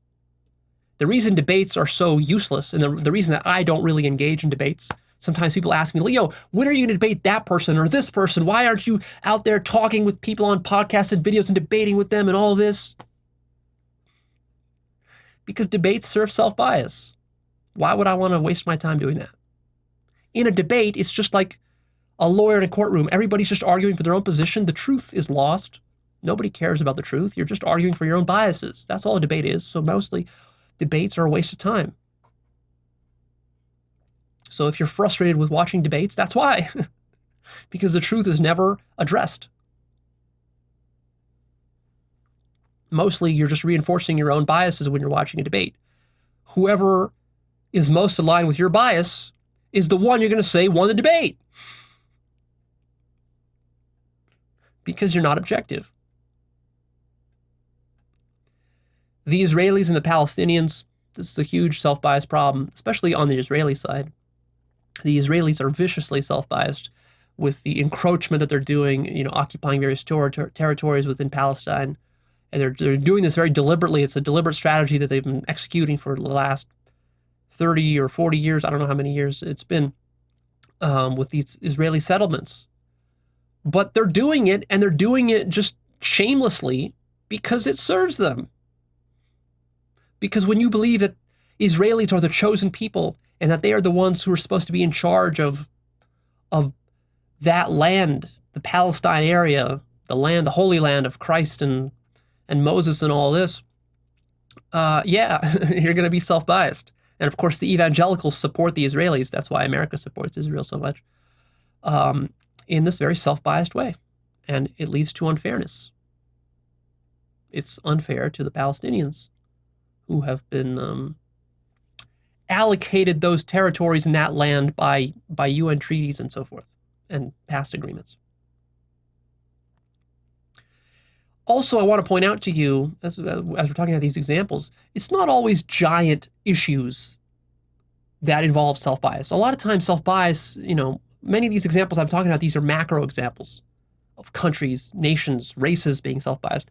But it happens at the micro level every single day for you. Like, have you ever parked at a Walmart or something? You go shopping, and then you see some other guy there. He parked such a terrible manner that he's like taking up two parking spots, and you get pissed off at this guy, and you start judging this guy, and you're like, how dare this guy, look at how inconsiderate, he's such a bastard the way he parked.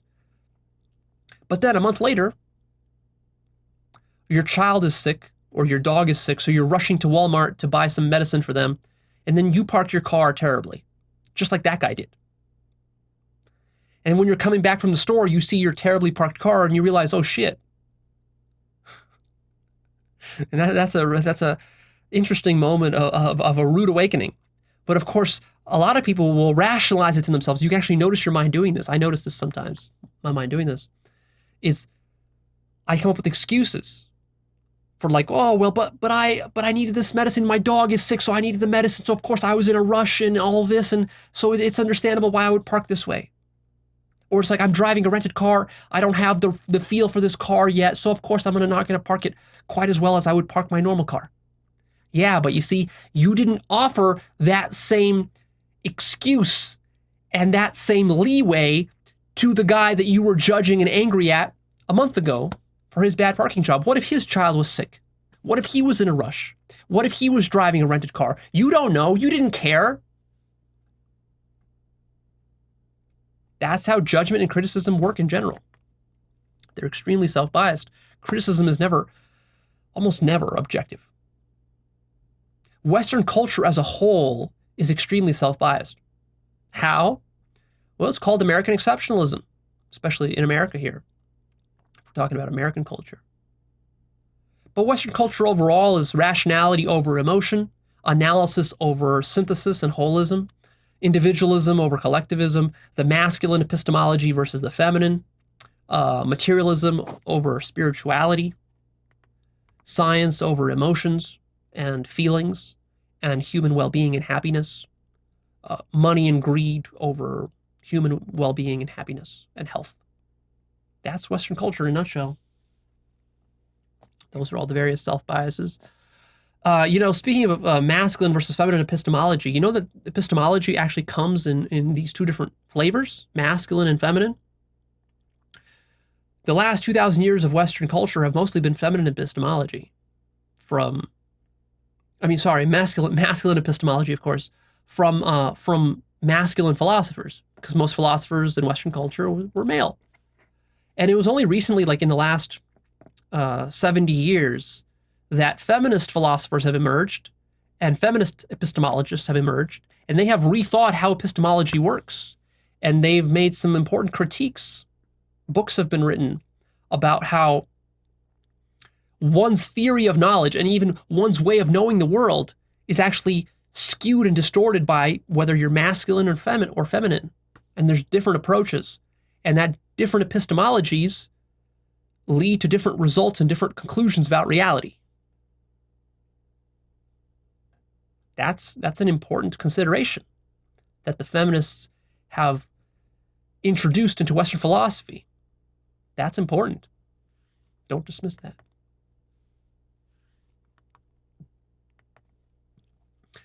Of course, another example is the U.S. foreign policy. Again, American exceptionalism. This is extremely self-biased. The way that America tries to bully other nations, tries to manipulate them, interfere with their elections, tries to extract resources, tries to create favorable business environments in the Middle East or in South America or elsewhere through sometimes through their diplomatic leverage, sometimes through military intervention, sometimes through threats of war or deposing democratically elected governments overseas. This is self-bias. You could only have this kind of foreign policy if you were biased towards your own nation. If you actually believe that other nations have equal sovereignty and deserve their own autonomy and deserve their own democracies, you couldn't have the kind of foreign policy that has existed for the last 70 years in America. I also want to point out as an example, many internet intellectuals that are popular these days online on YouTube and elsewhere. There are a lot of these sort of pseudo-intellectuals that masquerade as though they are defenders of truth across the internet, which are just hopelessly self-biased, obnoxiously self-biased, cartoonishly self-biased. I'm talking about people like Jordan Peterson, Ben Shapiro, Stefan Molyneux, Dave Rubin, Sam Harris, Neil deGrasse Tyson even, Christopher Hitchens, Daniel Dennett, Lawrence Krauss, Bill Nye even, various kinds of online gurus, Indian gurus that you see that are popular on YouTube today. Yeah, most of these guys are extremely self-biased and they have no idea what they're doing. At the meta level, they have no idea what they're doing. So be very careful. In fact, most intellectuals of any kind are going to be very self-biased, because this notion that I'm teaching you of self-bias this is cutting edge stuff. Like, it's not talked about almost anywhere. Almost nobody knows about this stuff, and for good reason, because nobody wants to know about this stuff, because it's not in their agenda and it's not in their favor. It doesn't serve their survival to know about this stuff. Humanity as a whole is deeply self-biased. I call it the human species bias. We believe we're the best species, the smartest species, the most advanced species, the most important species, the only species that actually counts, that matters, the only one that deserves rights, the only one that we need to care about the suffering of, the only one whose epistemology and science is the best and correct. We don't even consider the epistemologies of animals. That's how biased humanity is. So that's the list of examples. Of course, there's plenty more, but that'll do it for now. Let me share a list with you now of related terms to the term self-bias. So self-bias is often synonymous with selfishness, conflict of interest, hypocrisy, double standards, confirmation bias, cherry picking, justification, rationalization, partiality, or just being partial, paradigm lock, as I've talked about in the past, devilry, as I've talked about in the past, intellectual dishonesty, survival, as I've talked about in the past, and self-deception, as I've talked about in the past. I have episodes on many of these. I have episodes on devilry. I have episodes on survival. I have episodes on selfishness. I have episodes on self-deception. These are all closely related ideas, but there are also fine distinctions we can make between these. And because it's such an important topic, that's why I shoot videos from different angles, to cover this from different angles.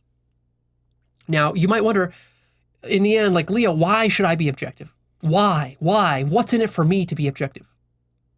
Well, hopefully some of the examples I mentioned up above have gotten you to start to see some of the problems. See, there's some nasty things I mentioned up above that happen from self-bias. But let's reiterate that. Let's make it more clear. So why is self-bias a problem? Well, even before I get to that list, look, can you see how even just asking what's in it for me Why should I be objective? How dysfunctional that is? Already how self-biased that is? Because you're asking me to frame this entire conversation in such a way that it serves your stupid, petty little ego, as if your ego is the most important and only thing in the universe. As if that could be the only consideration that a living being could have, is its own survival. See? You see the problem? You're already deeply self-biased.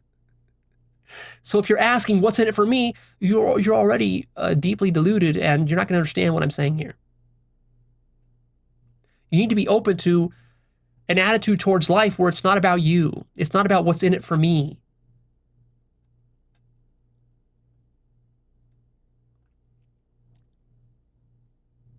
In a sense, I don't even want to play your game. I don't even want to explain to you why you should worry about self-bias. But I will anyways. I will frame it for you in a selfish manner, because the only thing you understand is selfishness. So that's why I'll frame it for you that way. But understand that this is not going to be enough. You're going to need to go beyond your selfishness to really understand me. But anyways, here it is. Selfishly, the reason you should worry about self-bias is because it precludes self-reflection and questioning of deep fundamental assumptions. These deep fundamental assumptions that you don't question constitute your paradigm, which then lead to a distorted view of the world. A distorted view of the world means that you're going to fuck things up badly when you're trying to manipulate systems in the world, because you don't understand them. They're going to backfire on you in catastrophic ways, leading to, of course, death and suffering. Is that a good enough reason for you to care about self-bias? It leads to paradigm lock. It closes down the mind. It leads to cultural intolerance. It leads to violence, hatred, anger, judgment, and demonization of other humans and even non-humans. Leads to oppression, abuse of power, exploitation, enslavement, criminality. Leads to corruption, leads to nepotism. Leads to lying and propaganda. It precludes and retards the evolution of society. It creates unfairness and inequality. Makes healthy relationships virtually impossible. Makes genuine communication virtually impossible between two beings. It precludes responsibility taking, which is a core principle of self-improvement and spirituality. It creates evil, what you consider evil. You see? So if you don't care about self-bias, then you have no right to complain about evil in the world, because evil is the result of self-bias. We are discussing the mechanics of evil here. So don't be perplexed and confused and asking naive questions like, oh, Leo, why does evil exist? Why do bad things happen to good people? Self-fucking bias, that's why. Because everyone is as selfish as you, and nobody cares about it. That's why. And ultimately, the greatest tragedy of self-bias is that it precludes the discovery of truth, absolute truth with a capital T. It precludes the discovery of God. You can't discover God if you're too self-biased. Have you ever wondered why people are such monsters and devils? It's not that they're monsters and devils. They're just blind to their self-biases. As Jesus said, "Forgive them, Father, for they know not what they do." Have you ever noticed how you just really don't give a shit about other people's problems? Have you noticed this? I want you to notice this. It's amazing, really. Somebody on TV could have lost their child or their parent. And you're just clicking through the channels and you watch it and you see it and you're like, oh, okay. And then, yeah, it's kind of bad. And then you just kind of move on.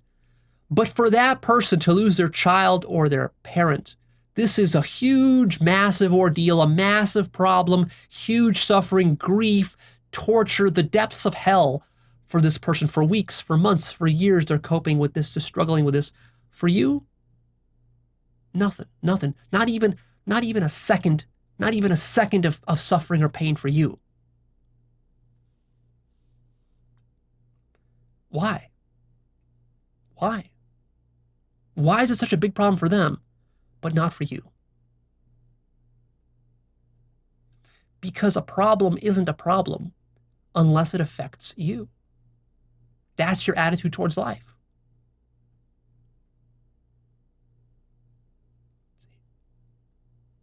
That's how self-biased you are.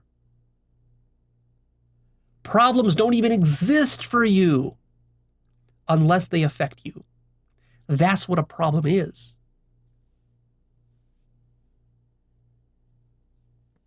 See?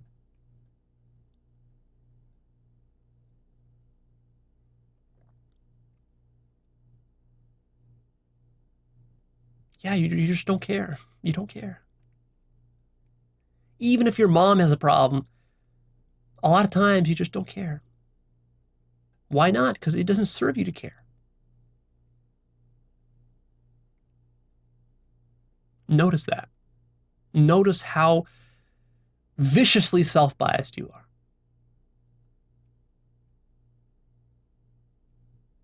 But then when you have that same problem, oh, now all of a sudden you care. Oh, now it's a giant problem. Now it's a huge drama. It's a huge ordeal. Oh my God, I need help. Leo, please help me.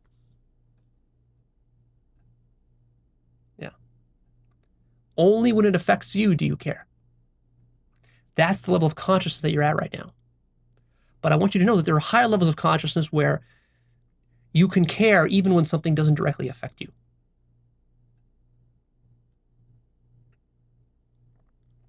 Have you noticed how partial people are to their own cultures? It's crazy. It's almost cartoonish. It's ridiculous when you zoom out and take a look at how people value their culture and think that their culture is superior, that their culture is the best, their cuisine is the best, their people are the best, their race is the best, their nationality is the best.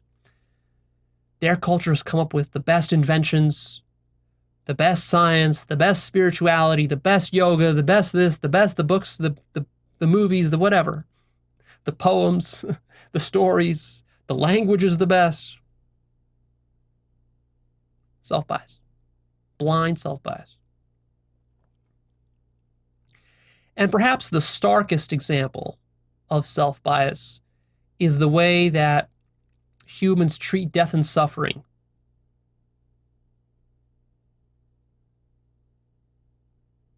Humans just do not care about the death and suffering of other species. Almost not at all. A few advanced humans do, but most humans not at all. And certainly not for most of human history. Why not? Because it didn't serve us to care. But why should it matter? Why should there be a difference between the death of a human and an ant? You know, some celebrity dies in the news. Some big musician or movie star or whatever. And people are all sad about it. They type about it on the forums, on social media, and all boo-hoo-hoo, and how tragic, how terrible it is.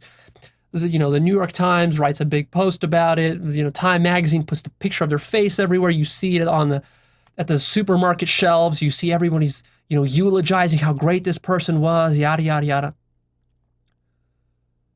When a bird dies, a pigeon, outside in your neighborhood, what? Does anybody care? Does it get splattered all over the evening news? No, nobody gives a fuck. But what's the difference? Is there a difference? Is there really a difference? If you were truly objective, if you were like an alien from outer space sitting on a UFO just looking down with your telescope, would there be any difference? Of course not. Of course not. The value of the life of a bird is no less than the value of a life of some celebrity. And yet, look how differently we treat them. Why? Because we're so goddamn partial and unobjective. So if you really want to have the proper perspective, a high elevation perspective of the whole universe, you need to step outside of all this crap, all this partial stuff that you're doing. And you need to start to become objective. Here's a key insight I want you to remember for the rest of your life about how bias works. The devil sees objectivity and impartiality as evil, as bias, and as disloyalty. By devil, I mean a selfish person. To understand what I mean by devil, go see my episode, What is the Devil? Search for it. So, the devil, and what makes him a devil, is that he will project his own bias onto objective and selfless people. To a devil, the worst possible sin is putting truth above loyalty to himself. And so devils will absolutely gaslight you as you're trying to be objective and impartial. Don't expect people to appreciate or validate your objectivity and impartiality. They will actually do the opposite. See? When you point out the self-biases of other people, they will get deeply offended by it and deeply hurt, and they will lash out at you. So that's why, for example, conservatives perceive calling out evils of the government as disloyalty. Because many conservatives don't want to admit, for example, that the US government commits war crimes. That's why many white supremacists complain about reverse racism. Because when you call out legitimate racism in society, the people who are participating in the racism, they need some defense mechanism. So what they do is they project their own bias back onto you by calling you a reverse racist. White genocide and all this sort of stuff. The Catholic Church perceives critiques of the church as the work of the devil. A scientist will perceive a critique of science and materialism as pseudoscience, mysticism, and anti-science. So I have rendered many critiques of science in the past, and oftentimes people listen to me and they say, oh, well, then Leo must be anti-science. No, I'm not anti-science. I love science. I'm actually a true defender of science. But of course, it's precisely because I am a true defender of science and I'm pointing out the corruptions of science in the same way that if I was pointing out the corruptions of the Catholic Church, I would be demonized for it. Of course. Of course. That's how devilry works. Because the devil is not aware of his own self-bias, he projects it onto you. So, if you have gripes with me about being self-biased, be careful. Watch out. Maybe you're a devil.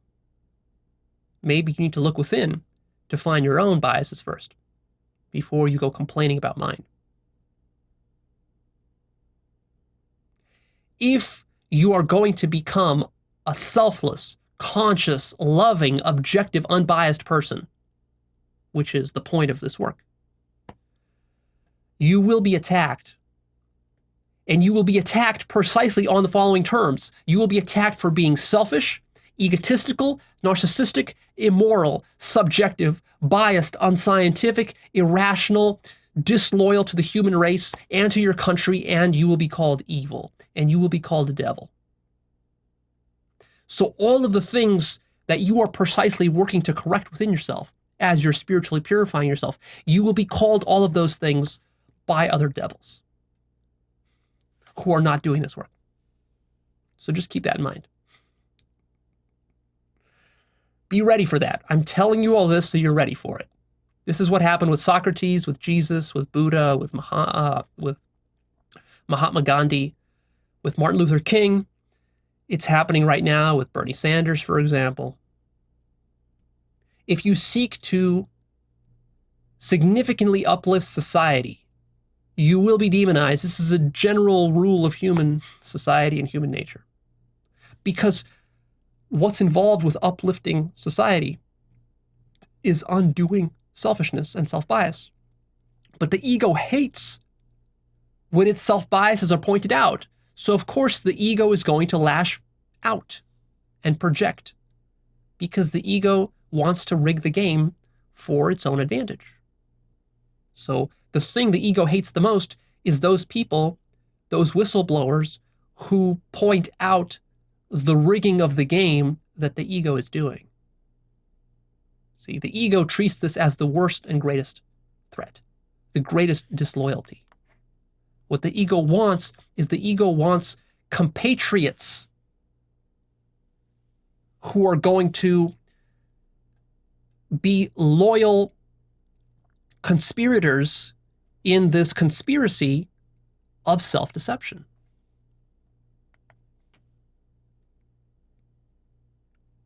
And self-bias doesn't just work alone by itself. Self-bias is compounded by conformity. It's very hard to be self-biased all by yourself as an individual. It's much easier when you have a bunch of other people who are as self-biased as you, so that all of us can come together and we can be self-biased as a group. You know, because if I'm viciously racist, it's going to be hard for me to maintain that. But if I can be viciously racist and I can gather a social media group of 10,000 other vicious racists, and then we can come up with a story about how it's the other people who are actually reverse racists against us, then we can convince ourselves that we don't actually have a self-bias. And that turns out to be one of the core functions of human groups, is to normalize self-bias. Because in a group, we can create a story that creates a collective denial of our shameless self-biases. And that's exactly what certain organizations, for example, Fox News, is doing. That is the whole structure of Fox News. The people who work there don't even understand that they're doing this because they are all surrounded by others who are as self-biased as them. And they're spewing out this propaganda. And the value this propaganda has to people who watch Fox News is that, of course, they themselves are as self-biased as the people on Fox News. And this is a great benefit because it builds a collection of millions of people who can be self-biased together. You can be a devil together. Collective devilry. And as we do this collective devilry, we can convince ourselves that we're actually angels. And that's how the devil really does his work. The devil doesn't do his work individually. The devil does most of his work collectively. Through individuals. Collectively. So you might be wondering, well, Leo, what's the alternative to self-bias? It's impartiality and objectivity. I'll give you two examples from art history, actually. You know, I was a student of art history, really love art history, passionate about it ever since high school. And there are two paintings that I always found admirable because of the objectivity that they demonstrated. These are two paintings by French painter, neoclassical painter Jacques-Louis David. Maybe you've seen these before. These are pretty famous, especially the first one I'm going to show you, which is called The Death of Socrates. Now, I don't know how much you know about Socrates. I'll just tell you the story here in brief, but Socrates was put on trial by the people of Athens for corrupting the minds of the youth. That was the official charge against him. He was tried, and ultimately he was convicted. He was actually given a chance to repent. I think he was given a chance to change his ways, to admit that he did wrong, and to, I guess, maybe excommunicate himself or something like that. But Socrates was too proud, and he had too much integrity. And basically he said that, no, I will take my punishment, because Socrates believed in the rule of law. So he said, you know, whatever you guys decide should be my punishment, I will take it, because that's how much I believe in truth and the rule of law. And so he was sentenced to death. He was sentenced to drink a cup of hemlock, I believe it was, some kind of poison. And so this image that you see here, this piece called The Death of Socrates by Jacques-Louis David, is the moment right before Socrates drinks the hemlock. So this is a powerful scene, powerful image, which demonstrates the integrity and the objectivity and impartiality of Socrates. He calmly takes his punishment, drinks the hemlock of his own will, doesn't refuse. They don't have to force him to drink it or anything. And I'm just paraphrasing here, but I believe in his last moments, after he drank the hemlock, he just kind of sat there on the bed. He walked around a little bit. He felt the poison kicking in within a few minutes, starting to, affect him, disable his motor functions and so forth. And he just, he talked to the people there, and he just explained what was happening to them. And he was kind of interested and curious about the whole thing. And people asked him, well, aren't you afraid to die? And he would say, why would I be afraid to die? Because I don't even know what death is. If I had died and I knew the death was terrible, then I would be, it would be reasonable for me to be fearful of death. But since none of us have experienced death, what if death is the greatest thing there is? So I shouldn't fear death. It's unreasonable. It's irrational to fear death. And he lived up to those words. And so that shows you what true objectivity, impartiality, and integrity really means. Imagine being able to be that objective in real life. See? You can see that this is an extraordinary psyche. An extraordinary being behaves this way, not your average guy. And then the second painting is also by Jacques-Louis David, and it's called The Lictors Bring to Brutus the Bodies of His Sons. So this is also an image from ancient Rome. So Brutus was one of the founders of the Roman Republic, and he really believed in the republic and democratic rule and so forth, against tyranny and emperors. And so when he discovered that his own sons were conspiring to bring a tyrant and a monarch to power to overthrow the republic, he had the tough decision to make of sentencing his own sons to death. And so because he believed in the republic so much, he believed in the principles of it, he had high integrity, he sacrificed his own sons, committed them to death, and now in this scene, you could see in the corner there, off to the side, the bodies are being brought into him, and he's sitting there, dealing with the magnitude of his decision of having to choose the republic over his own sons, which shows you the power of integrity and what it takes to be able to make a decision like that. Now, contrast that, for example, with Trump. If Trump discovered that one of his sons or his son-in-laws or his relatives was engaged in some sort of corrupt activity in the government, would he put them to death? Would he try them as traitors? Would he care at all? Or would he hide their corruption? You probably know the answer to that question. So, as you can see, truly impartial people are very rare. These are the kinds of people we need more of. This is the kind of person that you need to be if you're doing this work. You'll notice that objectivity and impartiality is not taught in school or in university. That's not by accident.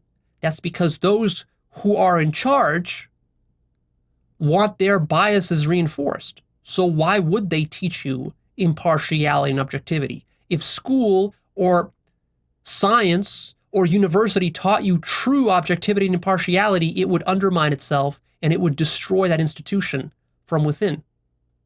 So of course, it's not in their agenda to teach you.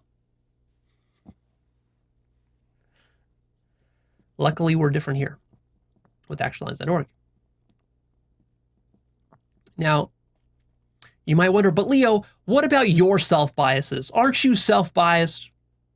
It seems like you're sitting up here judging everybody else, condemning everybody else. But you're a hypocrite.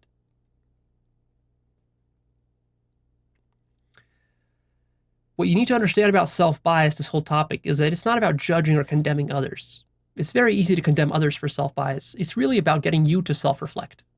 I'm not condemning you. I understand where you're at because I've been where you're at. And to a certain degree, I still am where you're at. I do have self-biases. The difference is that I've been observing and studying my self-biases for the last 20 years, and you probably haven't. That's the difference. It's not that I am perfect and that I don't have a single self-bias. It's that I'm more aware of my self-biases than most people. And that makes me more aware of the self-biases of other people as well. And this helps me to avoid various kinds of self-deception. Again, don't misunderstand me. I'm not perfect. I am always vulnerable to self-deception and self-bias, and therefore I have to be vigilant all the time. So the lesson here is that you must be vigilant. And I comport with that lesson.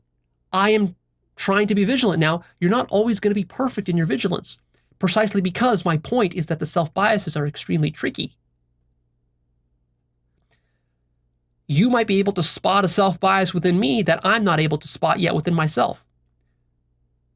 But I probably will over time because I'm always on the hunt for more self-biases. And that's what my growth process has been over the last 20 years. Of course, it's hard for you guys to see it, how much my positions have changed on things. You know, when I started out, I was an atheist. When I started out, I was all on board with science. It took me a lot of questioning of my own self-biases to see the limitations of science and atheism and materialism and reductionism and realism and many other philosophies and ideologies of pickup. You know, I was in pickup, and I didn't see the self-biases of pickup until I got more aware. And then I became more conscious of self-biases in my intimate relationships, self-biases within the way I interact with my family and friends, self-biases with how I run Actualized.org. Over time, I've been spotting more and more of those. So this is a never-ending project.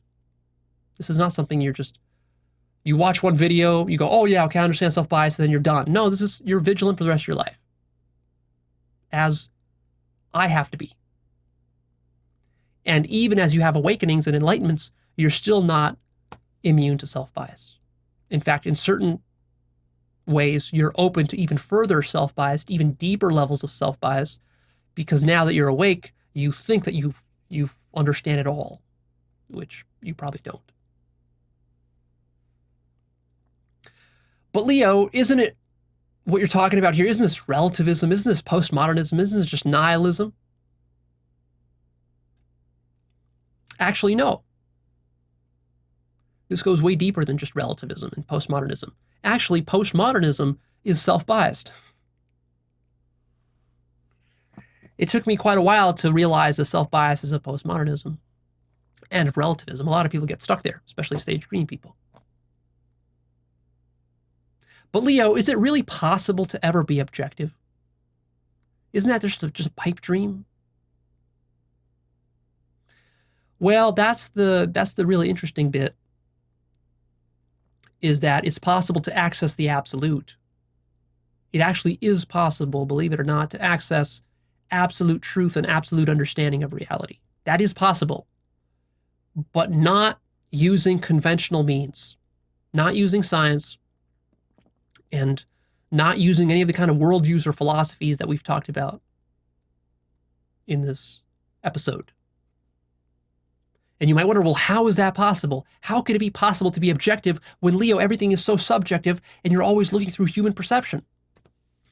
Well, believe it or not, when you go deep enough, you can actually deconstruct human perception and you can deconstruct human subjectivity.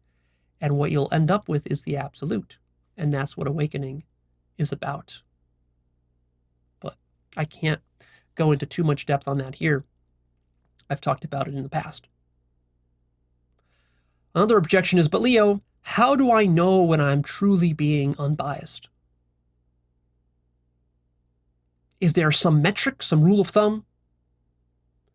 And the answer is no, there's not.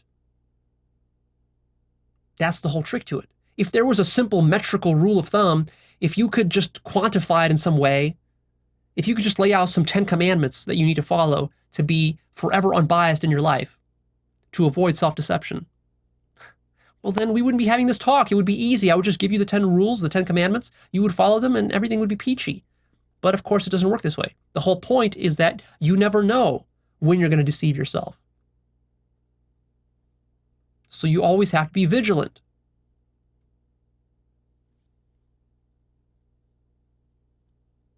I wish I could just tell you that, oh, just take this psychedelic and you will forever be unbiased. But it doesn't work that way. And even if you do yoga or meditation, you can still be biased. So there's no foolproof method. It takes consciousness. It takes constant vigilance. It takes energy. It's not easy. So what's the solution to self-bias? It's this. First of all, start noticing your self-biases. It all starts there. Notice the large ones, notice the small ones. Catch yourself applying double standards to how you justify your own actions and beliefs. Stop trusting in your own justifications. Stop favoring your own interests above all other interests. Drop manipulations and schemes to get your own way at any cost. Try to have integrity in your dealings with people. Try to have integrity in your intellectual positions. Stop asking, but what's in it for me? Because if you're always asking, but what's in it for me? That's leading you down the road of self-bias. That's a self-biased question. Cultivate a genuine desire for the truth, regardless of the cost, regardless of how it makes you feel. Make it a top value, a top priority, above even your own survival. And just read more and study divergent points of view. This goes a very long way towards opening your mind and helping you to see your own self-biases. When you lock yourself into a propaganda bubble like Fox News, or a liberal one, there are also liberal propaganda bubbles that you can lock yourself into through YouTube or other ways. It becomes incestuous. Your worldview becomes so incestuous because you're always just interacting with others who have the same worldview, and you're not getting diverse perspectives from outsiders, which is exactly what you need. You need this whether you're running a business or you're having family trouble. You need outside perspectives. If you aren't yet able to drop a self-bias, at least have the courage to admit that you're self-biased. See, there's two stages here. First, you have to notice that you're self-biased. And then admit it to yourself and to others, potentially. And then the second step is you have to go beyond that. You have to actually let it go. Let go of the self-bias. Like, for example, you might admit that, yeah, Leo, you know what? I favor white people over black people. Or, I favor European cuisine over Asian cuisine. You might admit that to yourself. Then you might go one step further and admit that publicly. Admit that to your family, admit that to your friends, whatever. That takes courage. It takes honesty.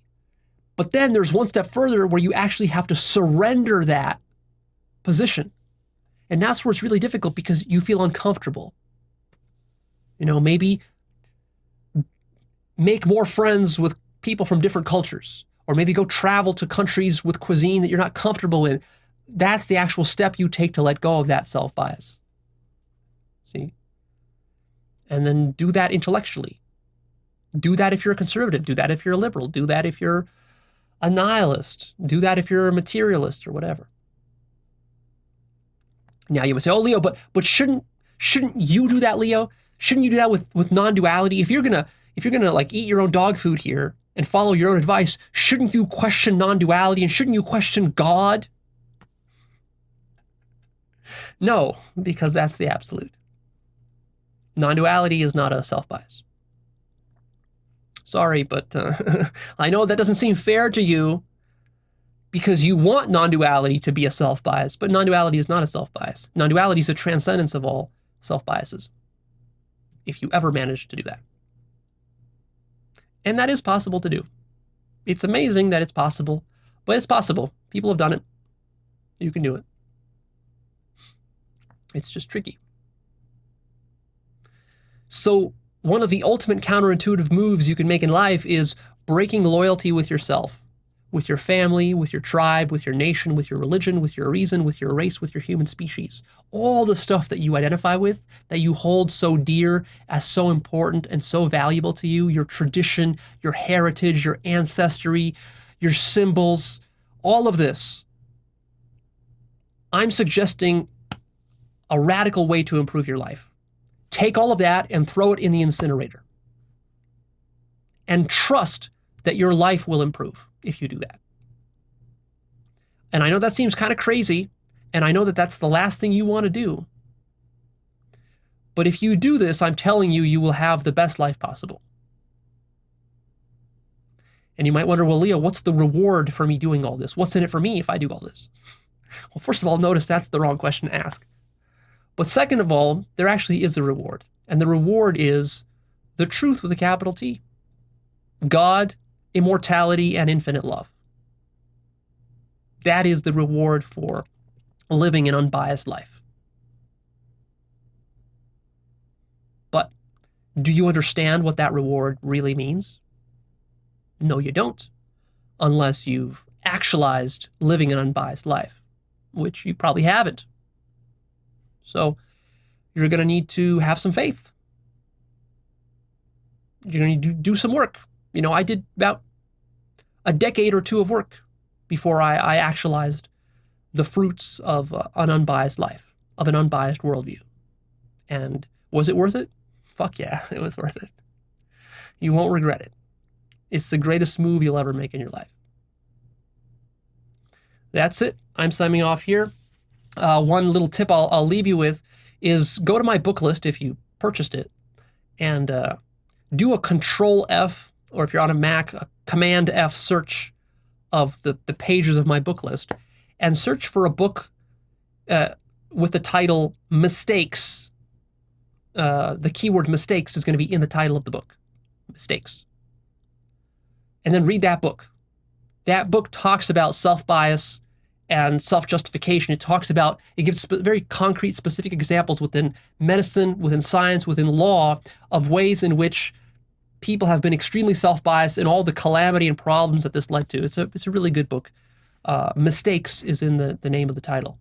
So you will search for it and find it. That's it. I'm done here. Please click the like button for me and come check out Actualized.org. That's my website. You'll find my blog where I post a lot of insights and videos and resources that I share. Pretty cool stuff that you only find there. I also sometimes post unique vlog videos that I only shoot for my blog. So check those out. I update it kind of randomly, but consistently. You'll also find my book list that I just mentioned. You'll find the Life Purpose course, and you'll find the forum where you can chat about all this stuff. And the last thing that I'll say is this. Of course, Actualized.org as a school or as a teaching has its biases. I have a certain personality. I have certain things that I resonate with, other things that I don't resonate with. I have a certain teaching style. I have a certain style, the way that my mind works. And so the way that I teach, of course, is filtered through me, and it can't be otherwise. Now, of course, there are some biases which are harmless. There are some biases which can be very toxic and damaging. So I try to avoid exposing you to any damaging and toxic biases that I might have. I'm very careful about that. But that still leaves me with many just kind of like, normal biases. The way that I do spirituality, the way that I talk about the spirituality, there's various different kinds of spiritual paths one can have. One can have a path of love. One can have a path of intellect.